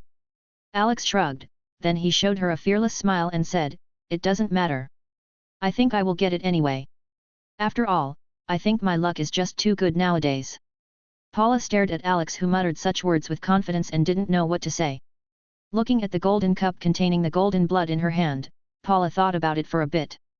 I shouldn't let him do it. The chance of him dying is too high. When Paula was thinking of such things, the image of her father who's in a coma because of the poison suddenly crossed her mind. Paula fell into a dilemma. On one hand, she doesn't want to let Alex drink the blood essence since it might kill him. While on another, the possibility of curing her father in the small chance that Alex succeeds is something that both Paula and her sister Azul want to happen. What should I do? What should I do? Paula remained still and silent for a while, pondering her choices as much as she could. Alex, who's been looking at her this whole time, saw the changes that occur on Paula's face at this time. With a smile he said, "Are you doing a face exercise? Your face keeps changing every second." Chapter 153. Are you doing a face exercise? Your face keeps changing every second. Hearing Alex's voice, Paula opened her eyes and looked at Alex. Did you just say something? Since she was deep in her own thoughts, she didn't really hear what he said. With a smile on his face, Alex repeated, "I was asking if you are doing some sort of face exercise." Face exercise? Paula said, feeling confused at Alex's words. Seeing that, Alex chuckled and said, "You were thinking too deeply earlier and your face keeps on changing every second. That's why I asked if you are doing a face exercise." Immediately, Paula came to a realization and her face suddenly reddened a bit. Paula felt embarrassed for some reason. From the way Alex is reacting, Paula can guess that she probably looked funny earlier when she was thinking. Erg. What was I thinking? I'm too embarrassed now, she thought. It took a few seconds before Paula recovered. When she raised her hand back up, she acted like nothing happened and said, "Let's go back to our talk." Saying that, Paula suddenly grabbed one of Alex's hands and handed him the golden cup. Alex accepted the cup without saying anything and looked at Paula with questioning eyes. In response, Paula looked directly in his eyes and said, "You wanted to drink it, right? Then I'll give it to you." Alex raised an eyebrow and said, "Really?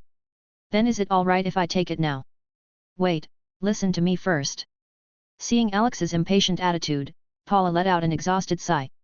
She doesn't know why, but Paula already feels tired even though it's only been a few minutes since she started talking with Alex. Shaking his head, Paula said, "Anyway, I just want to talk about your reward if you ever succeed and live after taking the blood essence." Hearing that, Alex started paying attention to Paula. Seeing that she finally got his attention, Paula started talking. "After some deliberation, I decided to give this to you as a reward for this difficult, suicidal request of mine." Paula raised her hand just right in front of Alex and showed him a rectangular card. Alex looked at it curiously and waited for Paula to explain. Without making Alex wait, Paula said, "This card is a very precious item called Upgrade Card. From its name, you can probably guess already what it does, right?" Alex nodded. Then he asked, "Does it have any restrictions or limits?" Paula shook her head, "There's no such thing. However, since it's a consumable, you can only use it once and after that, it will disappear." Hearing that, Alex nodded in understanding. "Yeah, that makes sense. If it's an item that can be used multiple times, then that will be too fraudulent. It's good that you understand that," Paula said. Then, she suddenly started fiddling with the air and the next second, a quest alert showed in front of Alex. Suicide Quest. Difficulty, SS. Details: you are tasked with consuming the item Pure Blood Dragon's Essence Blood, which has a 90% probability of death when taken. A quest that is just pure suicidal. But in the small chance that your luck works out, you'll get a great benefit in your whole being. Reward, Upgrade Card. Alex only took a short glance at it before saying, "What is this quest for?" Shrugging, Paula looked at him and said, "To give you some assurance that I will follow our deal, I will give you a quest so that the system will guarantee that you will get your reward later. This is the least that I could do. After all, you're literally risking your life here to do this task I gave." Alex stared at Paula for a few seconds before turning his eyes away, saying, "Don't worry. I can also confidently tell you that I will survive this and I will also get the worth of this essence blood. Even though I don't know why you need it, I will help you because I can see the despair in your eyes that you're hiding inside." Hearing that, Paula snapped her head eyes back to Alex and looked at him in surprise. Before she could even say anything, Alex raised his hand and poured all the golden blood directly into his mouth, not leaving even a drop of it into the cup. After that, Alex put down the cup while licking his lips, making sure that nothing gets wasted. He smiled and was just about to comment on the taste of the essence blood when suddenly, dug dug. His heart started beating faster. Dug dug. At the same time, it also became more and more powerful. Alex immediately shut his mouth and placed one hand over his chest. A frown appeared on his face and he started sweating hard all over his body. Alex felt the blood on his body move faster as the cells on his body start absorbing the pure blood dragon's essence blood that he just took in. Alex started feeling pain rush through every part of his body and all of his muscles started getting tensed. His eyes were bloodshot and his skin turned red from all the painful sensation he's feeling inside and outside of his body. Shit! I didn't expect it to be this painful. Alex cursed in his mind. Gritting his teeth, Alex used all the remaining mind power he had and turned on fortune. Immediately, Alex felt everything start to ease. The world just started going his way, no matter what it is. The blood that seemed to be in a rampage immediately calmed down and started flowing smoothly but at an even faster speed than before. While his cells are continuously absorbing the essence blood, the muscles in all parts of Alex's body are being strengthened. But instead of pain like before, Alex is feeling a familiar warmth at this time, similar to when you take a dip in a hot bath.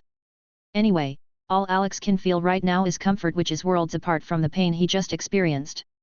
Feeling all the changes occurring in his body at the same time, a smile can't help but crept up Alex's face as he said, "This feels great. I can feel that my strength is increasing as time goes by.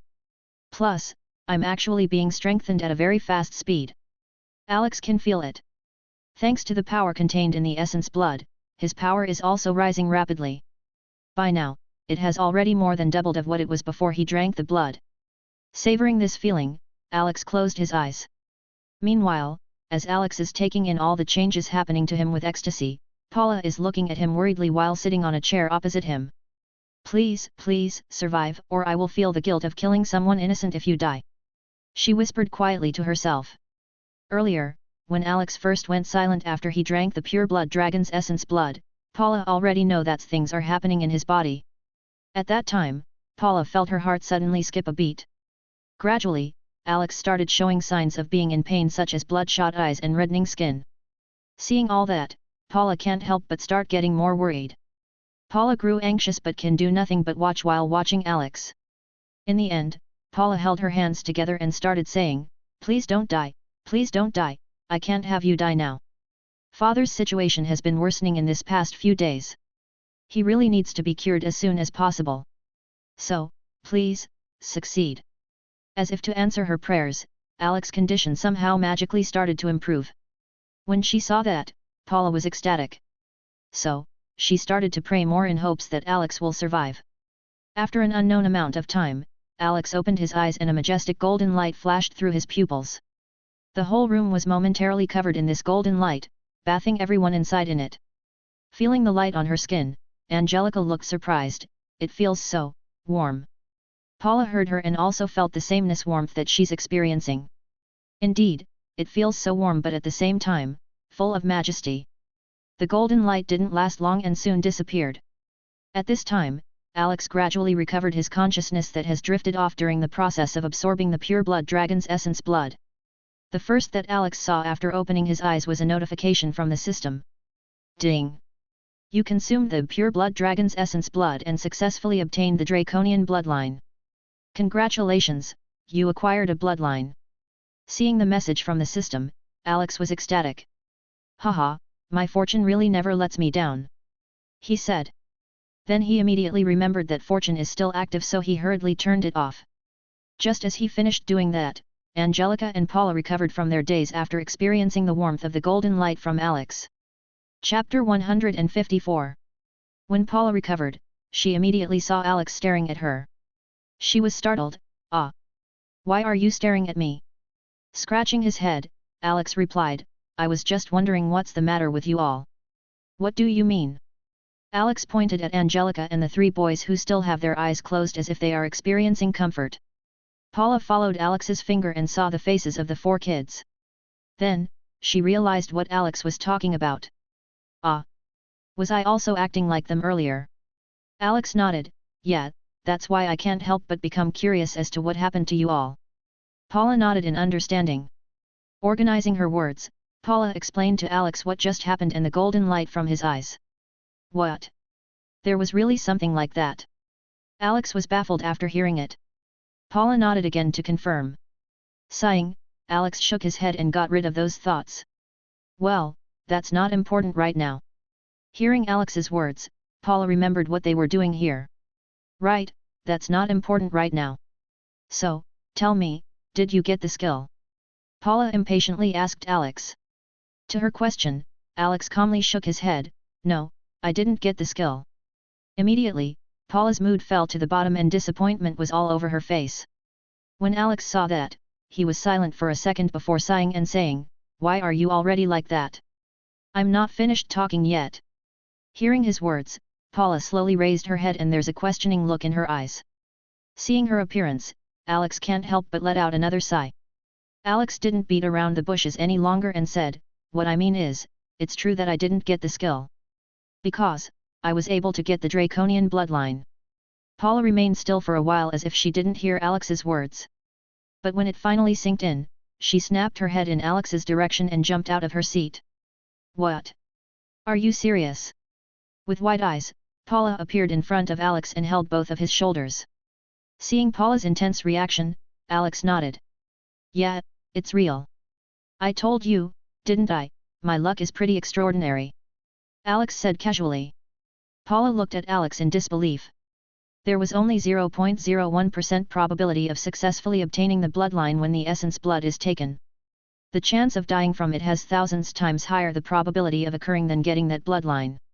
For one to really get it, their luck has already passed being just extraordinary, it could only be described as monstrous. Paula looked at Alex with astonished eyes. After a couple of seconds, Paula calmed down and went back to her seat.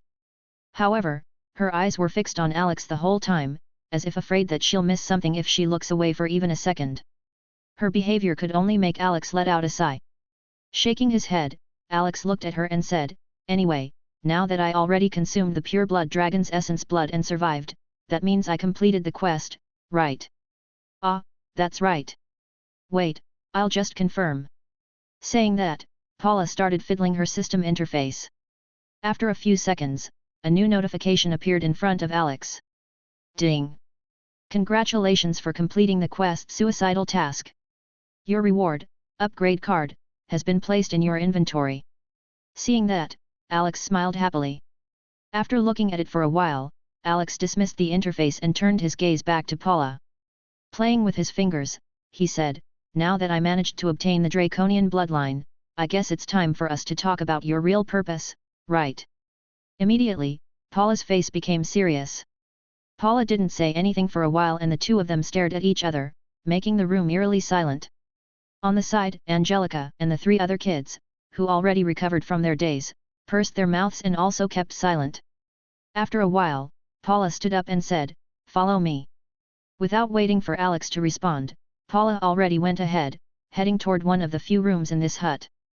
Alex didn't immediately follow Paula, but looked at Angelica and her brothers first. He said, you four should just stay here and behave until we come back, okay? I just need to finish this, then we'll continue our journey. Nodding their heads like good kids, the four replied in unison, okay, Brother Zero. Alex smiled at them gently before he stood up and followed Paula. At this time, Paula is already standing in front of the door of the room, waiting for Alex. When Alex finally came, Paula seriously said, behind this door, my dad, who's been in a coma, is resting. Alex nodded in understanding. Paula continued, since you have successfully obtained what needs to be obtained, it is now time I tell you why we needed that.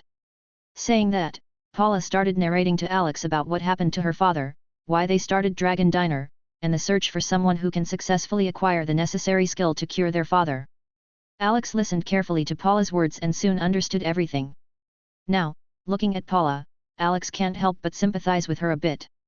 Then, thinking of the unknown noble that she mentioned before, Alex said, so, was the nobleman who visited Dragon Diner before you closed it an enemy of yours?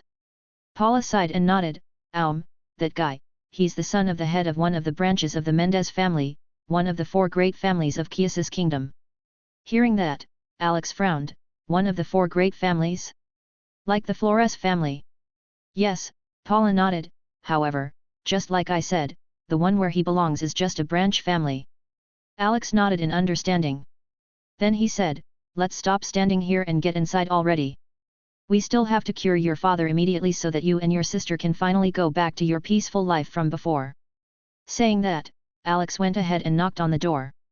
Talk. Talk. Talk. Hello, this is Zero, can I enter? Alex waited for a few seconds but there was no response. Turning his eyes to Paula, Alex confusedly said, you said your sister is inside, right? Why did no one reply then? Paula shrugged, well, what did you expect? She doesn't even know you. Taking a step forward, Paula grabbed the doorknob and twisted it, opening the door.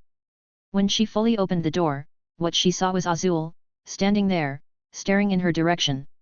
On Azul's hand, she's holding a wooden staff and seems prepared to attack if something happens. Because an unknown stranger just suddenly knocked on the door, even introducing himself, Azul can't help be on alert. When she saw that the door was being opened, Azul immediately tensed up but after seeing that it was her sister, she heaved a sigh of relief. You scared me, sister. After saying that, Azul looked at Paula and asked, who was that man knocking earlier, sister? Do we have a visitor? Nodding, Paula said, yeah, and he's not just any visitor. Turning around, she called Alex, hey, you can enter now. On Paula's signal, Alex entered the room and saw Azul standing there, looking at him with curiosity. Smiling, Alex greeted, hello, my name is Alex. Oh, hi, I'm Paula's sister, Azul. After the short introduction, Alex turned his eyes to the sole bed in this room where a man with a pale complexion was lying in with a frown on his face. Is he your father? Alex asked. Paula and Azul followed his eyes and looked at their father with sad expressions. Yes. Alex observed the man, Borong Lionel, who's lying on the bed with a painful look on his face. Then he turned his eyes to Paula and asked, so, what am I supposed to do now? Paula looked back at Alex and with a serious expression, she said, can you tell me if you got any skill after you obtain the bloodline? Wait, let me take a look. Opening his character panel, Alex scanned his skills if there are new additions to it. 0. Class, Dungeon Master. Bloodline Draconian. Level, 66, Tier 2. Talent, Fortune's Embodiment Luck Points, 0. Health, 177,350/177,350. Mana, 174,100/174,100. Strength, 17,058. Constitution, 17,058. Agility, 17,058. Intelligence, 17,058. Charisma, 17,058. Will, 10. Free attributes, 21,610. Skill points, 500. Skills, Sacrifice, U, Synthesis, U, Monster Manipulation, A, Lord's Sanctuary, A, Fireball, D, Earth Spike, D, Wind Blade, D, Freeze, D, Water Ball, D, Stealth, D, Concealment, A, Dragon Scale, S, Seal, A, Lightning Judgment, A, Underwater Breathing, C, Tidal Wave, A, Dragon Tongue, S, Transformation, S, Dragon's Life, S. Opening his character panel this time, Alex immediately noticed that there's a lot of things that were added. However, what really caught Alex's attention was the number of remaining luck points that he has. Chapter 155. Looking at the remaining luck points that he has, Alex's mouth hangs open. How come I don't have any more luck points? Alex turned his head to Paula and asked, hey, how long was I out when I drank the essence blood? Paula was confused by Alex's sudden question but she still answered. I think that lasted for about roughly an hour or more. Alex was dumbfounded after hearing that. An hour? I only had around 3,000 luck points when I arrived here. That means, it could only last for around 50 minutes or so. So, that's why all my luck points have vanished, hey. After learning the reason, Alex could only let out a sigh. Those luck points could be said to be the fruit of his hard work when he was in the trial tower. For them to all disappear right after he leaves the tower, Alex felt a bit depressed. Shaking his head, Alex stopped thinking about it. Since it's gone, then it's gone, at least it went to good use. He thought. Alex recovered his calm and turned his attention back to Paula and said, "Well, I just checked for new skills and I found 3.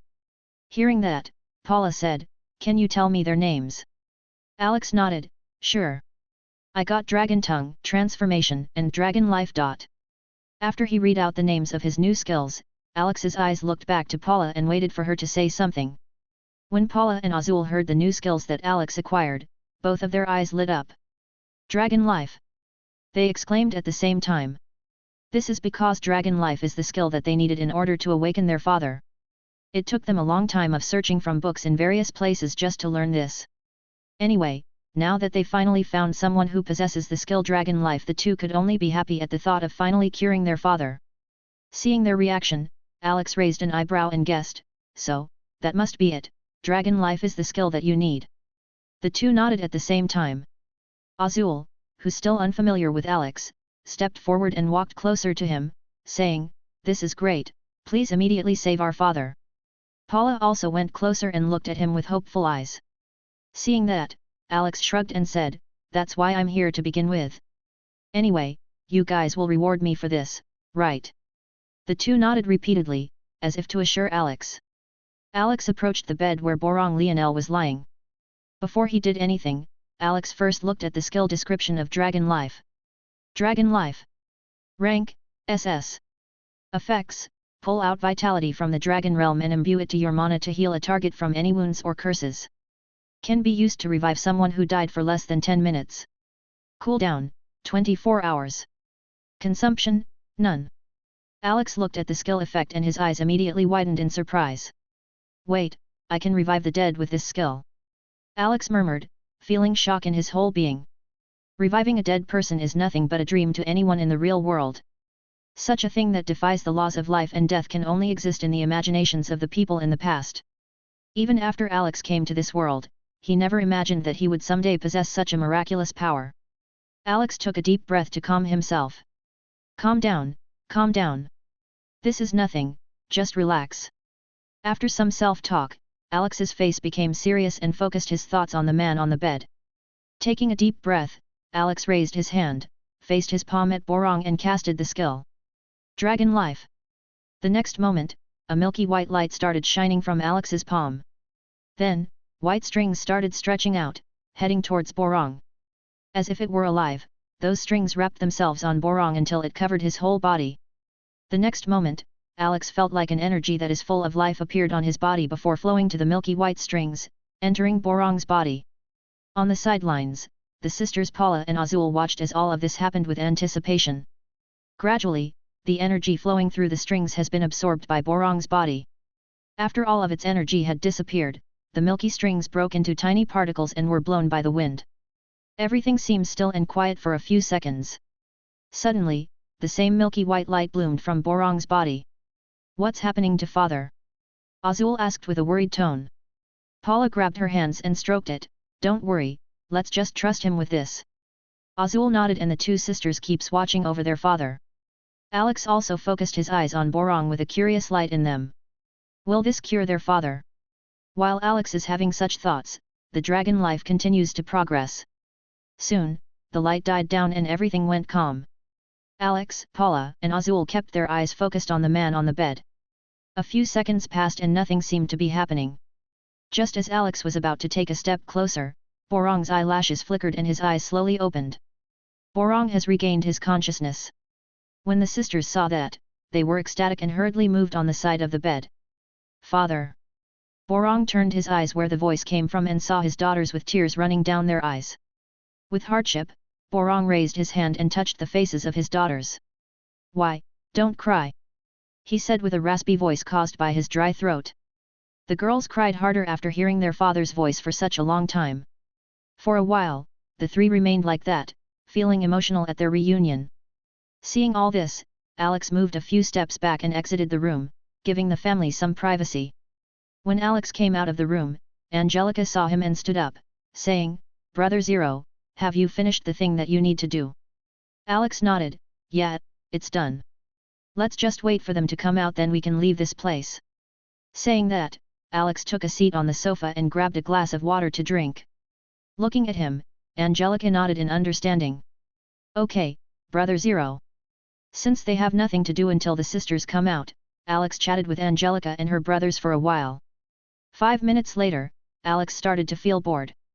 Glancing at the door of the room, Alex sighed, I know that it's been a long time since they last talked and they are feeling emotional. But, how can they make me wait here like this? My time is precious too, you know. Just in time, the door of the room opened this time and the two sisters came out while supporting their father. As they came out, Paula looked at Alex with an embarrassed face. She knows that it was rude of them to make Alex wait, especially since they are not really that close with him. After all, this is the first time they met and it's also purely business. Anyway, Azul and Paula helped their father sit on the sofa before the two of them also sat down beside him. After sitting down, Borong turned his eyes to Alex and with a solemn look, he said, You must be the one that saved me, right? Alex nodded, Yes, it was me. My name is Zero. Zero, what an unusual name. Borong looked straight into Alex's eyes. Solemnly, he said, Mr. Zero, I, Borong Lionel, the great general of Kiesis, sincerely express my gratitude to you. Suddenly, Borong bowed down at Alex, which surprised everyone. Dad. The sisters were even more startled. They know who their father is. A man with great power and high status, that is their father. Even in front of nobles, their father never once bowed down. And now, here, they are seeing him bow down to a teenager. However, the actions of their father. Alex is not just any man after all. He is the one that saved Borong's life. The one that gave him another chance in life. It is just normal for Borong to feel utmost gratitude to Alex. Seeing an older man bow down to him, Alex felt weird about it and waved his hand dismissively. Please don't be like this. You're older than me, so you don't have to bow your head. Hearing that, Borong slowly raised him and took a careful look at Alex. Then, a smile appeared on his face and said, You are a humble man, Mr. Zero. When Alex heard Borong call him humble, he didn't know what to say. Honestly, he just doesn't like the feeling of an older person acting like that to him since it feels upsetting somehow. Anyway, Alex said, let's stop talking about that. How are you feeling now? Chapter 156. Chapter 156 Dragon Delicacies. How are you feeling now? At Alex's question, Borong smiled, I'm still feeling weak right now. But this is just temporary. I will get better after a few days. Borong stretched out his hand and placed it on Alex's shoulder and said, Really, I can't express my gratitude to you with just words. Azul and Paula also looked at Alex with eyes filled with gratitude. This time, Alex just accepted their words without saying anything. After a while, Borong retracted his hands and said, Since it can be said that you gave me a second life, I will of course reward you well for that. Immediately, an expectantly look appeared in Alex's eyes. Borong snapped his finger and a green-colored item the size of a fist appeared in his hand. A strong fruity and refreshing scent bombarded the place they were in the moment that item appeared. Sniff. Involuntarily, Alex took a deep breath to smell it more. It wasn't just Alex who's like that. Everyone in the room can't help but take in a few more breaths because of it. Not bothered by their reactions, Borong said. At the moment, this is the most valuable item that I have in me. As thanks for saving me, I will give it to you now. With a fascinated look, Alex eyed the fruit and asked, Can you tell me what that is? Borong turned his eyes at the item in his hand and smiled, This thing is called golden apple. Hearing that, Alex tilted his head in confusion. Golden apple? Why is it called golden when it's clearly green? At his words, Borong chuckled, That was the same thought I had when I first got my hands on this thing. However, it didn't take long for me to learn why it is called that. After saying that, Borong handed the golden apple to Alex.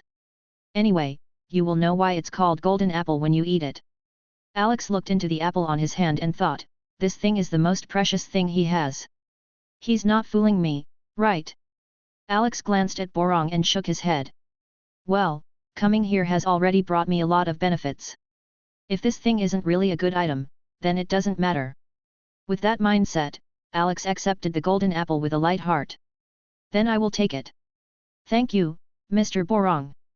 After saying that, Alex threw the golden apple into his inventory. Seeing that, Borong smiled and said, This is just my token of appreciation, Mr. Zero. As for the real reward, I will give it to you after I fully recover. Hearing that, of course, Alex is happy. However, on the outside, Alex just keeps a calm look with a light smile. Then I'll thank you in advance for that as well. After that, they chatted for a bit before Paula stood up and said, since Mr. Zero has come to our house even though it's far just to help our father, it's just right that we should treat you well. Please wait here for a bit, I will prepare some food made with dragon meat for everyone to eat. Saying that, Paula left and headed to the kitchen. Alex can't help but get excited. Wow, I'm finally getting a taste of the dragon cuisine that I ate last time. Azul smiled at his words, I'm glad you liked my sister's food. Since she was young, my sister already likes cooking, so I can say that she is really good at what she does. From her words, Alex can feel how proud Azul is for her sister. And from the looks on Borong's face, he also feels the same. Alex can't help but look at this picture for a moment. Then he thought, it looks like having a family is a great thing, hey. Alex fell into silence for a moment and Angelica noticed the sudden change in his mood. Poking at him, she asked, Brother Zero, why do you look sad? Alex turned to look at her and said, sad? Am I making a sad face right now? Saying that, Alex touched his face, as if trying to feel the expression he's making. At this time, Azul and Borong have also turned their eyes at him with curious and concerned faces. To answer his question, Angelica nodded and said, yes, Brother Zero. As she said that, a hesitant look appeared on Angelica's face before she suddenly hugged him with her small hands. Then she said, I don't know why you're sad. But I remember when my mom was still alive, she said that hugs can get rid of the sad feeling. I hope your sadness goes away too with my hug, Brother Zero. Alex was stunned, looking down at Angelica who's hugging him. Alex suddenly felt warm in his heart. A smile gradually formed in his mouth and he touched Angelica's head, saying, you're right, the sad feeling has indeed disappeared now. Thank you, Angelica. At the same time, Alex felt like he was able to take a glimpse at the childish side of Angelica. Usually, Angelica tries to act mature and responsible as the eldest of all the kids. However, right now, Alex saw that even though she tries to act like an adult, she's still a child at heart and mind. The father and daughter, Borong and Azul also saw this scene and a warm smile crept up their faces. After that, Alex, Borong, and Azul chatted for a while before Paula came back. I am back. Paula's voice is powerful and energetic, obviously full of enthusiasm. As she approached, she placed down a tray in her hand to the table in front of Alex and the others. Everyone looked at the tray before Borong asked, so, what did you prepare for us today, my daughter? Hearing his words, a proud smile appeared on Paula's face as she introduced. This dish is the one where I poured all my heart into making. As thanks to Mr. Zero for saving my father, I did the best that I could do with my current skills. And here I present to you, my masterpiece. Paula removed the lid covering the food inside the tray and white smoke rose up. Immediately, a savory aroma assaulted everyone's nose. Sniff. This smells so good. Glurg. As if to agree, Borong's stomach sounded at this time. Everyone looked at him and lively laughter echoed around the house. After a while, they turned their attention back to the food on the table. What they saw was a normal-looking steak on the trays. For a while, Alex, Borong and Azul looked at the steak before Borong opened his mouth and asked, my daughter, please explain your dish. Happily, Paula started talking, everyone, what is placed in front of you is the meat of a dragon, tenderized with golden mountain honey, and. As they listened to Paula's words, Alex picked up a fork and knife and unhesitantly cut off a small piece. Immediately, glistening juice oozed out of the cut exuding a greater savory aroma than before. Because of this, the others weren't able to control themselves anymore and also took a small piece. At this time, every corner of the whole house has been baptized by the mouth-watering smell of the food. Alex and along with everybody, raised their hands and took a bite at the meat on their utensils. Boom! Juice from the meat exploded into their mouth, filling it umami everywhere. Wow, this is so good! This tastes a whole lot better compared to when I ate at Dragon Diner before. Alex looked at the steak on his plate with glimmering eyes. Just like him, when Borong and Azul tasted the food, they nodded in approval. It seems like your skills have improved again, Paula. Borong said. Azul nodded in agreement, it really far better than before, sister. Hearing their compliments, Paula looked satisfied. It's great that everyone likes it. Then, Please continue eating. Saying that, Paula went to the kitchen and came back carrying more food. By the way, Paula also gave some food to Fairy and Blaze to their delight.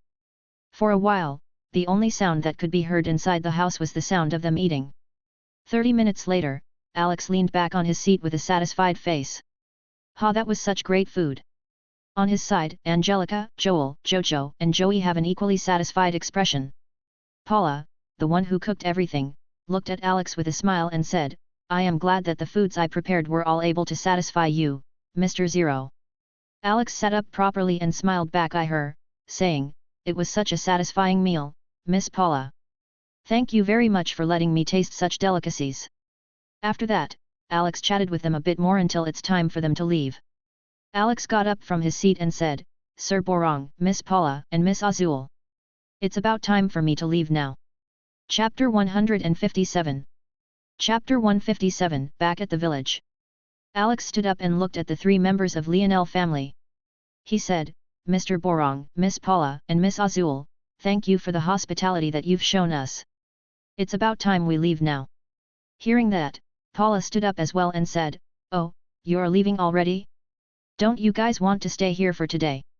Alex shook his head, thank you for the offer, but that would be inappropriate.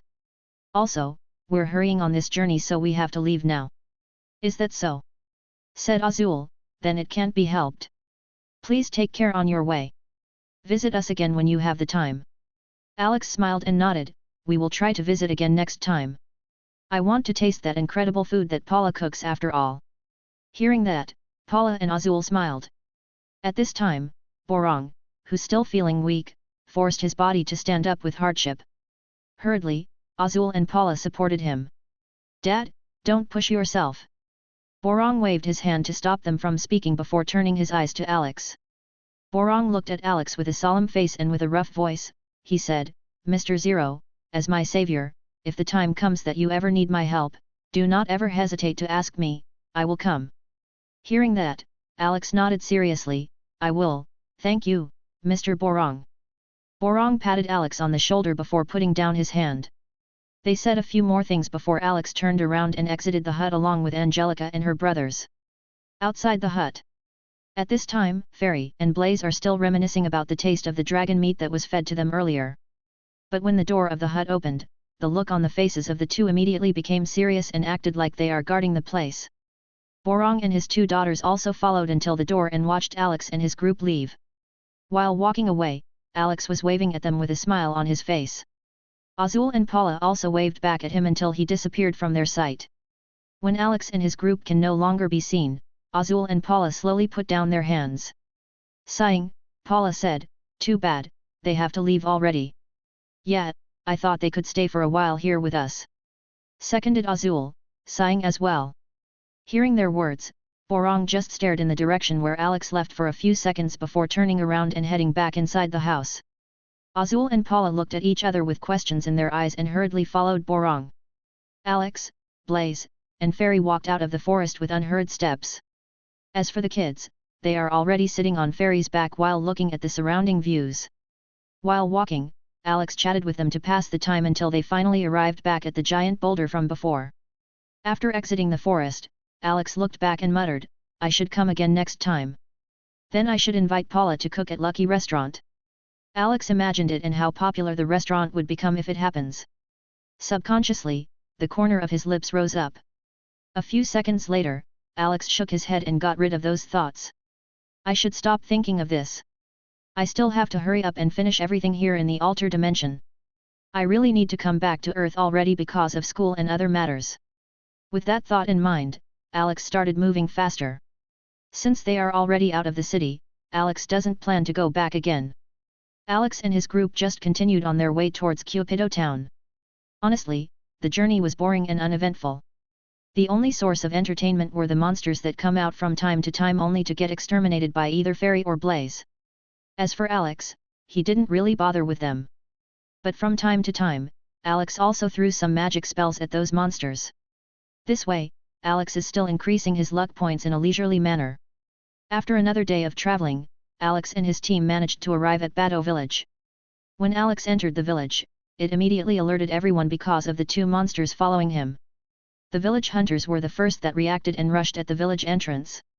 They have serious faces and seem ready to go through a deadly fight when they arrive at the village entrance. But when they saw Alex, their faces and a delighted expression covered their faces. Without hesitation, one of them started shouting, "The savior has come, our savior is in our village." When the other villagers heard that, everything went still for a second before everyone's doors and window opened at the same time. Boom! Ah! Savior, you're here! The savior really came! Savior!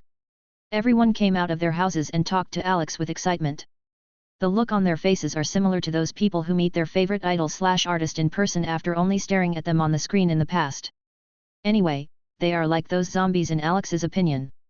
But seeing the delighted smile on their faces that shows how glad they are to see him, Alex can't help but also become happy. Alex put on a gentle smile on his face and waved at them. "Hello, everyone." When the villagers saw that, they were stunned for a moment before they became more excited. In the past, when Alex first came to this village, he had a strong killing intent surrounding him because he just caused a slaughter at that time. That's why, back then, the villagers honestly felt fearful of Alex. At the same time, they viewed him as a cold person who never smiles. But because of their gratitude to him, everyone's attitude today was amiable and they all came out to greet him. However, never in their imagination did they think that Alex would actually talk to them with a smile. This is the reason why everyone can't help but become more excited. Anyway, everyone tried to talk to Alex and it started to become a bit overwhelming. Thankfully, the village head also arrived at this time. "Ah! Savior, it's really you. What brings you here in our humble village, Savior?" said the village head as he approached. Alex turned his eyes at the village head and greeted, "Hey there, village head." At the same time, the villagers around them quieted down. Looking at Alex with a smile, the village head humbly said, "Tell me, Savior, what can we do for you?" In response, Alex said, "Village head, we are on our way back to Cupido town right now. But since it's already dark and we saw the village, I decided that we should rest here." Alex looked at the village head's eyes and asked, "Can we rest here for the night?" Surrounding villagers and said, "Everyone, you should have heard that our savior is going to rest." In the village head's eyes brightened after hearing Alex's words. Without hesitation, he enthusiastically replied, "Of course, savior, you can rest here. After all, if it wasn't for you, our village wouldn't even be here now anymore." After saying that, the village head turned around, looked at the surrounding villagers and said, "Everyone, you should have heard that our savior is going to rest in our humble village today. As the host, we should prepare and let our distinguished guests have a great stay while he's in our village. That's why, I hereby declare that tonight, we will have a big banquet." Hearing that, the villagers immediately let out some wild cheers. Woohoo! Seeing all this, Alex hurriedly approached the village head and said, "Village head, you don't have to do this. We are only going to stay for the night, you don't have to throw such an event just because of us." At his words, the village head shook his head and looked at him. "Savior, last time when you saved us, we weren't even able to prepare you anything to show our gratitude to you for helping us. Everyone can't help but feel bad about it because we weren't even able to show proper hospitality to you." Saying that, the village head suddenly smiled and continued, "But since you came here at this time and even planned to stay for the night, we can't just let this chance pass by. Tonight, we will show you just how our village treats our distinguished guests." Alex stared at the village head for a while before letting out a sigh. From the light that Alex can see in the village head and other villagers' eyes, he's pretty sure that there's no use stopping them. Then in his head, Alex thought, "Well, since I can't stop it, I might as well just enjoy it." Raising his head, a big smile is now plastered on Alex's face as he said, "All right, if that's the case, let's start the party." And so, Alex called the kids down from Fairy's back and entered the village. Chapter 158. Chapter 158 Bokunat Village's Feast. The bright moon hung high in the sky, shining down the world with its soft and gentle light. The weather is great today and countless stars can be seen in the sky. They are sparkling like the most precious gem known to man. The people of Bokunat village have finished preparing everything needed for the feast and gathered at the center of the village. At this time, Alex, who's accompanied by the village head, along with the kids, walked towards a small platform that acts like a stage. All the villagers' attention immediately focused on Alex when he appeared. They all looked at him with bright expectant eyes that also filled respect and even a hint of worship. Seeing it, Alex knows that this isn't just because he saved this village before. From the way they are acting, it's very obvious that they've been affected by his high charisma stats. At this time, the village head stepped forward at the stage and looked at all three villagers below. "Everyone," he said, instantly gathering the eyes of the people to him. The village head continued, "Today, our Savior has graced us with his presence. So, to express our gratitude, this feast was prepared in his name. Now, let our benefactor speak to us." The people cheered and they turned their eyes back to Alex. Alex was surprised a bit by this, but UC shook his head and replaced the village head in front of the stage. He looked at the crowd for a while before opening his mouth. Alex said, "Everyone, tonight we are gathered here to enjoy and have fun. I know that a lot of you have been through a lot, especially the bandit attack from last time. So, tonight, have fun and release all your stress. Now, without further ado, let's start the feast." Woohoo! Along with the cheers of everyone, bottles of alcohol were opened. Without hesitation, the villagers started the feast. Seeing that, Alex looked at the village head and the kids, and said, "How about we go down there and join them?" The village chief nodded and said, "Yes, please head there and have some food, Savior." Suddenly, Alex sighed, "Village head, please stop calling me Savior Savior. Just call me Zero." Hearing that, the village head looked at Alex and seemed to want to argue. But when he saw the serious look on Alex's face, he stopped. "All right, then let's go there and eat as well." Alex, Angelica, and her brother, and the village head went to a table. After a few seconds, he gave up and said, "If that is what you want, then I'll follow you, Mr. Zero." Alex smiled in satisfaction. "All right, then let's go there and eat as well." Alex, Angelica, and her brother, and the village head went to a table and sat down. Seeing Alex, the villagers chatted with him from time to time before immediately leaving after seeing him eating. For a while, the feast continued and everyone was just having a good time. At some point in time, Nene, the daughter of the village head, came to Alex's table and joined them. However, Nene is a very shy girl, so she didn't talk that much with Alex. But thankfully, there is Angelica, who is also a girl, and the two of them became close to each other and became friends. So, while they are eating, the two managed to become friends. Alex watched everything on the side with a gentle smile on his face. In his head, he thought, "I should try to let them get to know more people around their age. That will be beneficial to their growth." With that in his head, Alex started thinking about other things. The feast continued until midnight before everyone went back to their own houses. As for Alex and the kids, the village head cleaned one of the empty houses in the village to let them rest there. Just like everyone, Alex and the kids also went back to their place to rest. A silent and peaceful night passed by without anything happening, and the sun gradually rose up to the sky. Cock-a-doodle-doo!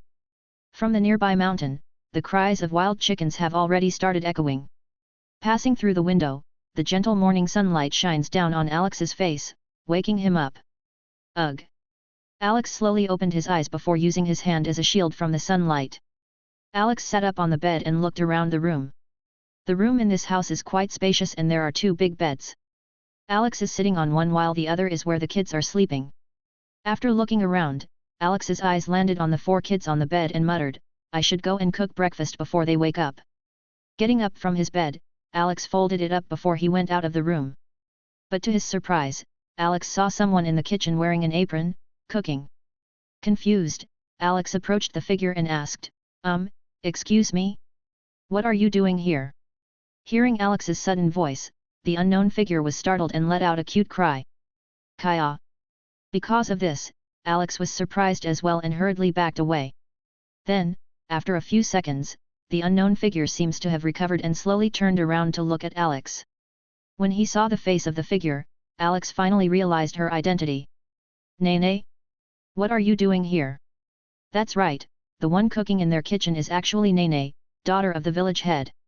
Seeing Alex looking at her, Nene felt shy and timidly said, "Tea that. Father told me to cook you guys some breakfast." Alex paused before letting out a sigh. Highs, why did he have to do something unnecessary? Alex could only shake his head in helplessness at this. Seeing that the expression on Alex's face doesn't look good, Nene didn't know what to do. But then, in the corner of her eyes, she saw the foods that she cooked. She picked up those plates and said, Here are the foods that I prepared. I hope you guys find it to your liking. Saying that, Nene didn't wait for Alex to reply before placing those plates on the table. Seeing all this happen, Alex knows that there's nothing he can do about it. In the end, he could only give up. Walking to the table, Alex took a seat and looked at the foods that Nene cooked. Appetizing dishes are served on the table one after another. There is soup, bread, boiled egg, etc. All the foods that Nene prepared are perfect for breakfast. Even the bread she placed on the table was cooked by her. Alex stared at it for a while before turning his eyes to Nene and asking, "Are you sure everything here was prepared by you?" Nene seemed confused by Alex's question and tilted her head, saying, Yes, everything was cooked by me. Why? Is there something wrong with it?" Alex didn't answer immediately, which made Nene worried. Just when Nene was feeling nervous, Alex opened his mouth at this time and said something that made Nene breathe a sigh of relief. He said, "No, there's nothing wrong with it. I'm just surprised by your great skills in cooking." Alex turned his head to Nene and looked at her, saying, "I feel my appetite rising just by seeing and smelling the food you made." His words made Nene happy and a smile formed on her face. Thank you, savior." When Alex heard the name Nene called him with, he stopped for a moment before calmly saying, "Just like I told your father last night. Please stop calling me savior and just call me by my name, Zero." "Ah. Okay, Mr. Zero." Alex nodded in satisfaction. Then, beckons at Nene and said, "Come, take your seat now. Since the kids are still sleeping, let the two of us eat first." Hesitation appeared on Nine's face, unsure whether she should sit down or not. But seeing Alex beckoning at her, Nene decided to go along and sit down. In a reserved manner, Nene sat down on an empty chair in front of Alex. Alex smiled at Nene and said, "Let's eat." "Oh." The two started eating their breakfast unhurriedly. Alex savored the light taste of the soup that was cooked by Nene and felt light in the stomach. "Wow, your food doesn't only look good but it also tastes great," he commented. Being praised by Alex, Nene felt a little shy. "Thank you, Mr. Zero." After that, the two continued eating for a while until they were done with breakfast. "Ugh, that was such a warming breakfast. Now I feel full of energy to start the day," said Alex as he rubbed his full stomach. Nene felt happy with his words and said, "I'm glad that it is to your liking, Mr. Zero." Just as they finished eating, the door of the room opened and Angelica and her brothers came out. When Alex saw that, he showed a warm smile. "Good morning, everyone." Chapter 159. 159. Leaving the village warmth. After everyone was done eating breakfast, Alex, Nene, and the kids went out of the house. As they came out, they were greeted by the warm smiles of the villagers who had already started their day at 5 o'clock in the morning. "Good morning, Mr. Zero. Did you have a good sleep, Mr. Zero? Mr. Zero, did you already eat breakfast?" Alex looked at the warm villagers and greeted them back with a smile on his face. At the same time, Alex noticed that the villagers stopped calling him savior and started calling him with his names. It seems like the village head already told them that I didn't like it. Hey. That's good. He silently thought. Just as Alex is talking with a few random villagers, the voice of Nene sounded at this time. "Father!" she called. Hearing that, Alex looked at Nene and followed her sight. Then, he saw the old village head coming towards him at this time with a smile on his wrinkly face. "Good morning, Mr. Zero. Were you able to rest well last night?" Alex greeted the village head with a smile and nodded. "Yes, I was able to rest comfortably thanks to the house that you let us use." "That's good to hear."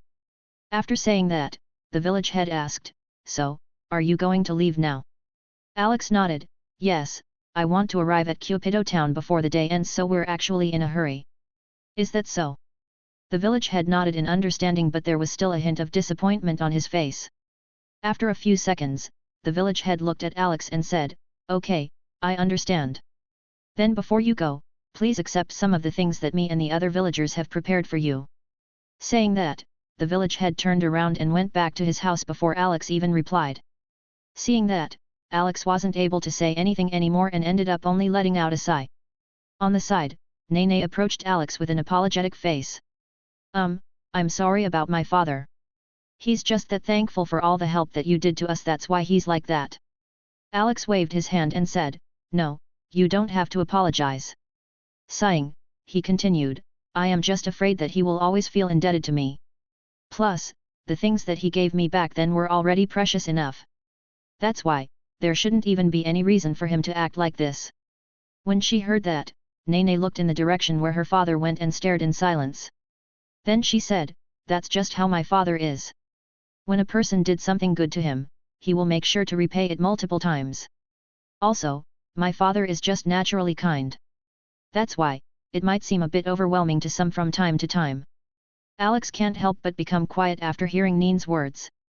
After a while, the village head came back carrying a big bag on his back. Carrying that bag, the village head walked to Alex and dropped the bag on the ground in front of him. Alex looked at it with curiosity and asked, "What is all of that?" Patting the big bag, the village head said, These are the items that the villagers want you to have. They said that this is their small gesture of showing you how grateful they are to you." Saying that, the village head pulled out a fruit from inside the bag and showed it to Alex. Alex realized that the items inside are most probably some local items that the villagers here have. Then the village head said, "Anyway, don't refuse now, okay? After all, these are the hearts of the villagers for you. So, just accept it and always remember us." How can Alex refuse after hearing all that? Shaking head with a helpless smile on his face, Alex said, "All right, I'll take it. Please tell everyone that I am grateful for all their gifts." Hearing that, a wide smile covered the village head's face. Good, here take it." The village head handed the big bag to Alex, who immediately put it inside his inventory. After doing that, Alex looked at the village head again and said, "Village head, thank you for your hospitality while we are here. We really felt the warm and welcoming attitude of everyone with us." Smiling happily, the village head said, "It's great that we were able to feel you welcomed. Just hearing you say that is already more than enough for us." After that, Alex talked with everyone for a while before he said goodbye to them. Walking out of the village, the whole village accompanied Alex and the kids, watching them leave with smiles on their faces. Fairy and Blaze has been waiting for them outside the village for a long time, so when they saw Alex and the kids, the two immediately stood up. Turning around, Alex looked at the people who accompanied him until he left the village, such as the village head, Nene, and the other villagers. "Everyone, once again, I thank you all for letting us stay in your village. I will also not forget the hospitality that you've shown. I will come back again someday. For now, we will have to go. Goodbye, everyone." Waving his hand at them, Alex turned around and looked at the two who've been looking at him. He smiled and said, "We shall continue our journey now. It won't be long until we arrive home." After saying that, Alex helped Angelica and her brother climb up on Fairy's back. With that, Alex said his farewell one last time to the villagers before they started moving. Watching them leave, the village head let out a disappointed sigh before turning around and going back to his house. Seeing that, the other villagers also dispersed and started doing their own things. In the end, only one person was left standing at the entrance of the village, gazing at the distance where Alex and the others left. That person is the daughter of the village head, Nene. A light shone on her eyes and she muttered, "Someday, I wanna go out of the village like them. I wanna follow them." 5 hours after leaving the Bokunat village, Alex and his group came to a stop on the side of the road. "Let's stop here for now and rest. At the same time, we can also eat our lunch while we are here." Hearing that, Fairy and Blaze immediately stopped and laid down on the ground to rest. Angelica jumped down from Fairy's back, leaving her brothers there to relax. "Brother Zero, what are we going to eat? Please let me help." Glancing at her, Alex said, "Sure. I want to cook a meat dish called adobo today." Nodding, Angelica asked, "Then, what should I do, brother?" Alex thought for a moment before asking, "Can you handle a knife?" Angelica nodded, "Yes. In the past, I always had to cook for my brothers so I could use the knife." Hearing that, Alex snapped his fingers and a knife appeared in his hands along with a couple of onion-like things that he found from the bag given by the village head. "Here, cut this into big squares while I'm preparing the meat." After saying that, Alex took a larger slab of meat from his inventory and put it into the chopping board that he also brought with him. By the way, the meat that Alex is preparing isn't just any meat, but the meat of a monster called orc. This was also something that was inside the bag handed by the village head. From the looks of it, this orc meat should be something that came from the village head personally. Because orc meat can be said to be a delicacy that a normal villager would never be able to afford. Chop. Anyway, while feeling thankful for all the gifts, Alex started chopping the meat into tiny pieces. Just like that, Alex and Angelica started preparing their lunch for today, putting all their attention onto it. Finally, after 30 minutes, Alex, along with the help of Angelica, managed to cook adobo. It's done. Alex looked at the dish with black sauce on the pan with a big smile. Taking a few sniffs, the eyes of Angelica lit up. Wow, it smells good, brother. Just as she said that, a loud sound came from her stomach. Growl.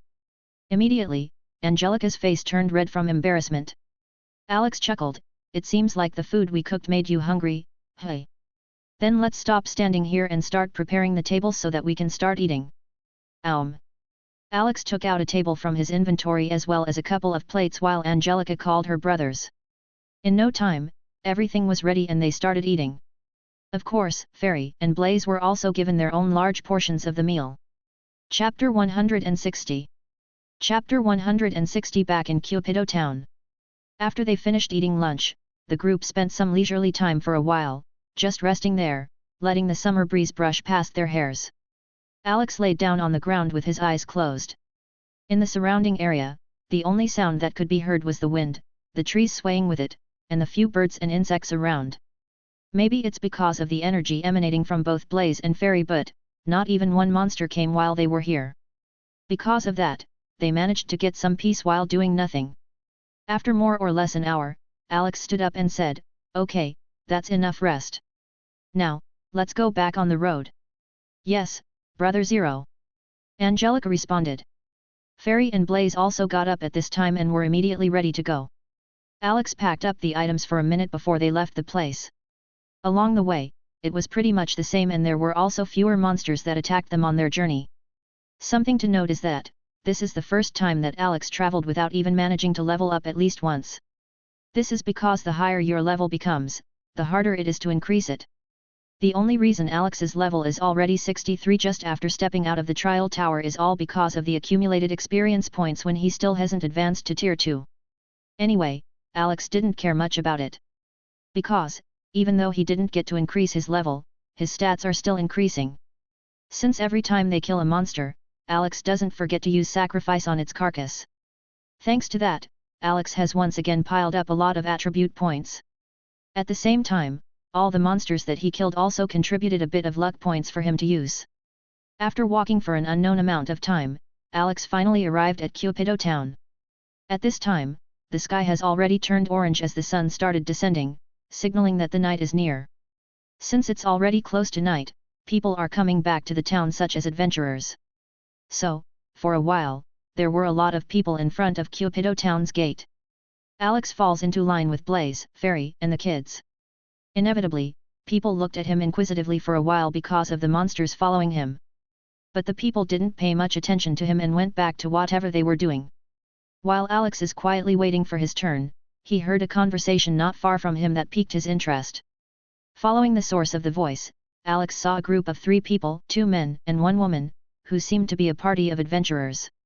They are also in line, ahead of Alex, and chatting while waiting for their turn. One of the men who has dark skin and bald head said, "Don't you think that the Kun's Lair dungeon is becoming a bit too easy for our levels now?" Yeah, I started feeling that our speed in leveling has also decreased greatly," replied the other man who has a thin physique with an arrow on his back. For the sole girl in the group, she nodded and agreed with their words. "Yeah, I feel like it was indeed a bit lacking for us now. Maybe we should try going to another dungeon now." They thought about it for a bit before the bald-headed man, who appeared to be the leader, said, "Let's go at it tomorrow one last time. If we can't find anything that's worth our time there by then, we will go and explore another dungeon." Hearing that, the other 2 agreed. Okay. As they finished their conversation, it was also their time to enter the gate. Looking at their backs, Alex has a thoughtful look on his face. Kun's Lair, hey. I guess I should pay a visit to it later. Maybe it's time for me to level it up as well. When that thought crossed Alex's mind, he was no longer able to get rid of it. Until the time for them to enter town came, Alex was still thinking of it. When they were passing through the gate, Alex met an acquaintance. "Oh, Mr. Alex." Looking at the one who called him, Alex saw that it was actually Kevin, the Cupido town guard. "Oh, Kevin, hello." Seeing that Alex recognized him, Kevin smiled and said, "It seems like your restaurant has been prospering, Mr. Alex." Alex nodded with a nonchalant smile, "Yeah, it was all thanks to the people that I have. Because of them, the business is functioning well even if I'm not there." "You're talking about Don and the Blade Gang, right?" Alex looked at Kevin with slight surprise and said, "You know about them?" Kevin nodded, "Pretty much. After all, even if they weren't a big one, they were still a gang that caused trouble here for a while." Alex immediately understood how Kevin knew them. After that, they chatted for a bit before Alex entered the town along with Fairy, Blaze, and the kids. At this time, Angelica and her brothers had already gotten down from Fairy's back. One of Angelica's brothers, Jojo, looked up to her and asked, "Sister, is this going to be where we will live from now on?" With hesitation, Angelica replied, "That, I don't know, Jojo." As she said that, she turned her eyes to Alex as if also wanting to get to know the answer. In response, Alex looked at all of them and said, "That's right, from now on, this will become your new home. This town is called Cupido." The eyes of the kids lit up with a hint of expectation in them as they looked forward to what comes next in life. After that, Alex didn't immediately lead them to the lucky restaurant. Instead, he toured them around the town to familiarize themselves with it while at the same time, familiarize himself with it. This is because, even though this is the first place that Alex appeared when he got here in Alter Dimension, Alex was so busy doing other things that he didn't really get the time to take a look around the town except on his first day when his mind was still confused. Anyway, Alex brought them around the town and even bought snacks to eat while they were touring. After a while, the sun has fully set, blanketing the sky in darkness covered with bright stars. Torches and gas lamps were lit and became the main source of light all over the town. Since it's already dark, Alex decided to end the tour. He turned to look at the kids who seemed tired now and smiled. "So, did you guys enjoy the tour?" Even though they were tired, the kids still answered without hesitation. "Yes, we are very happy, Brother Zero. I had fun looking at everything. I also had a lot of fun. I especially enjoyed the snacks that we ate on the way." With cheerful smiles on their faces, Joel, Jojo, and Joey replied. Hearing their replies, Alex nodded in satisfaction. "Good, good. It seems like taking you around the town was a really good idea, hey." Saying that, Alex turned to Angelica and said, "How about you? Did you also enjoy going around town?" To that, Angelica nodded, "Yes, Brother Zero. Thank you so much for taking us around even though it's already late." After saying that, hesitation suddenly appeared on Angelica's face. Noticing that, Alex asked, "What's the matter? Is there something that you weren't happy about?" Angelica hurriedly shook her head, No, it's just that I just wanted to spend more time in the library." Immediately, Alex looked at her with interest. He asked, "And, why is that?" Angelica took some time to answer that and shyly said, I just want to learn more. I want to understand the world." Hearing that, Alex can't help but stare at her for a good long while. Then he said, "Okay, I understand. Tomorrow, you can go to the library. You can read books or study as much as you want." After saying that, Alex seemed to have remembered something and added, "By the way, I am also planning to enroll you guys to school so that when you grow up, you can become a knowledgeable person." Angelica's eyes widened in shock after hearing his words. "What? Is that true, Brother Zero?" she asked, looking expectantly at Alex. Her reaction immediately made Alex smile. He nodded, "Yes, it's real. Just wait for a while as I prepare your enrollment to school." A wide smile immediately formed on Angelica's face that she even almost started jumping from her excitement. But then, Angelica paused and her excitement disappeared as if it was never there. Then, with a downcast expression, she said, "Brother Zero, forget it. You don't have to enroll us in school.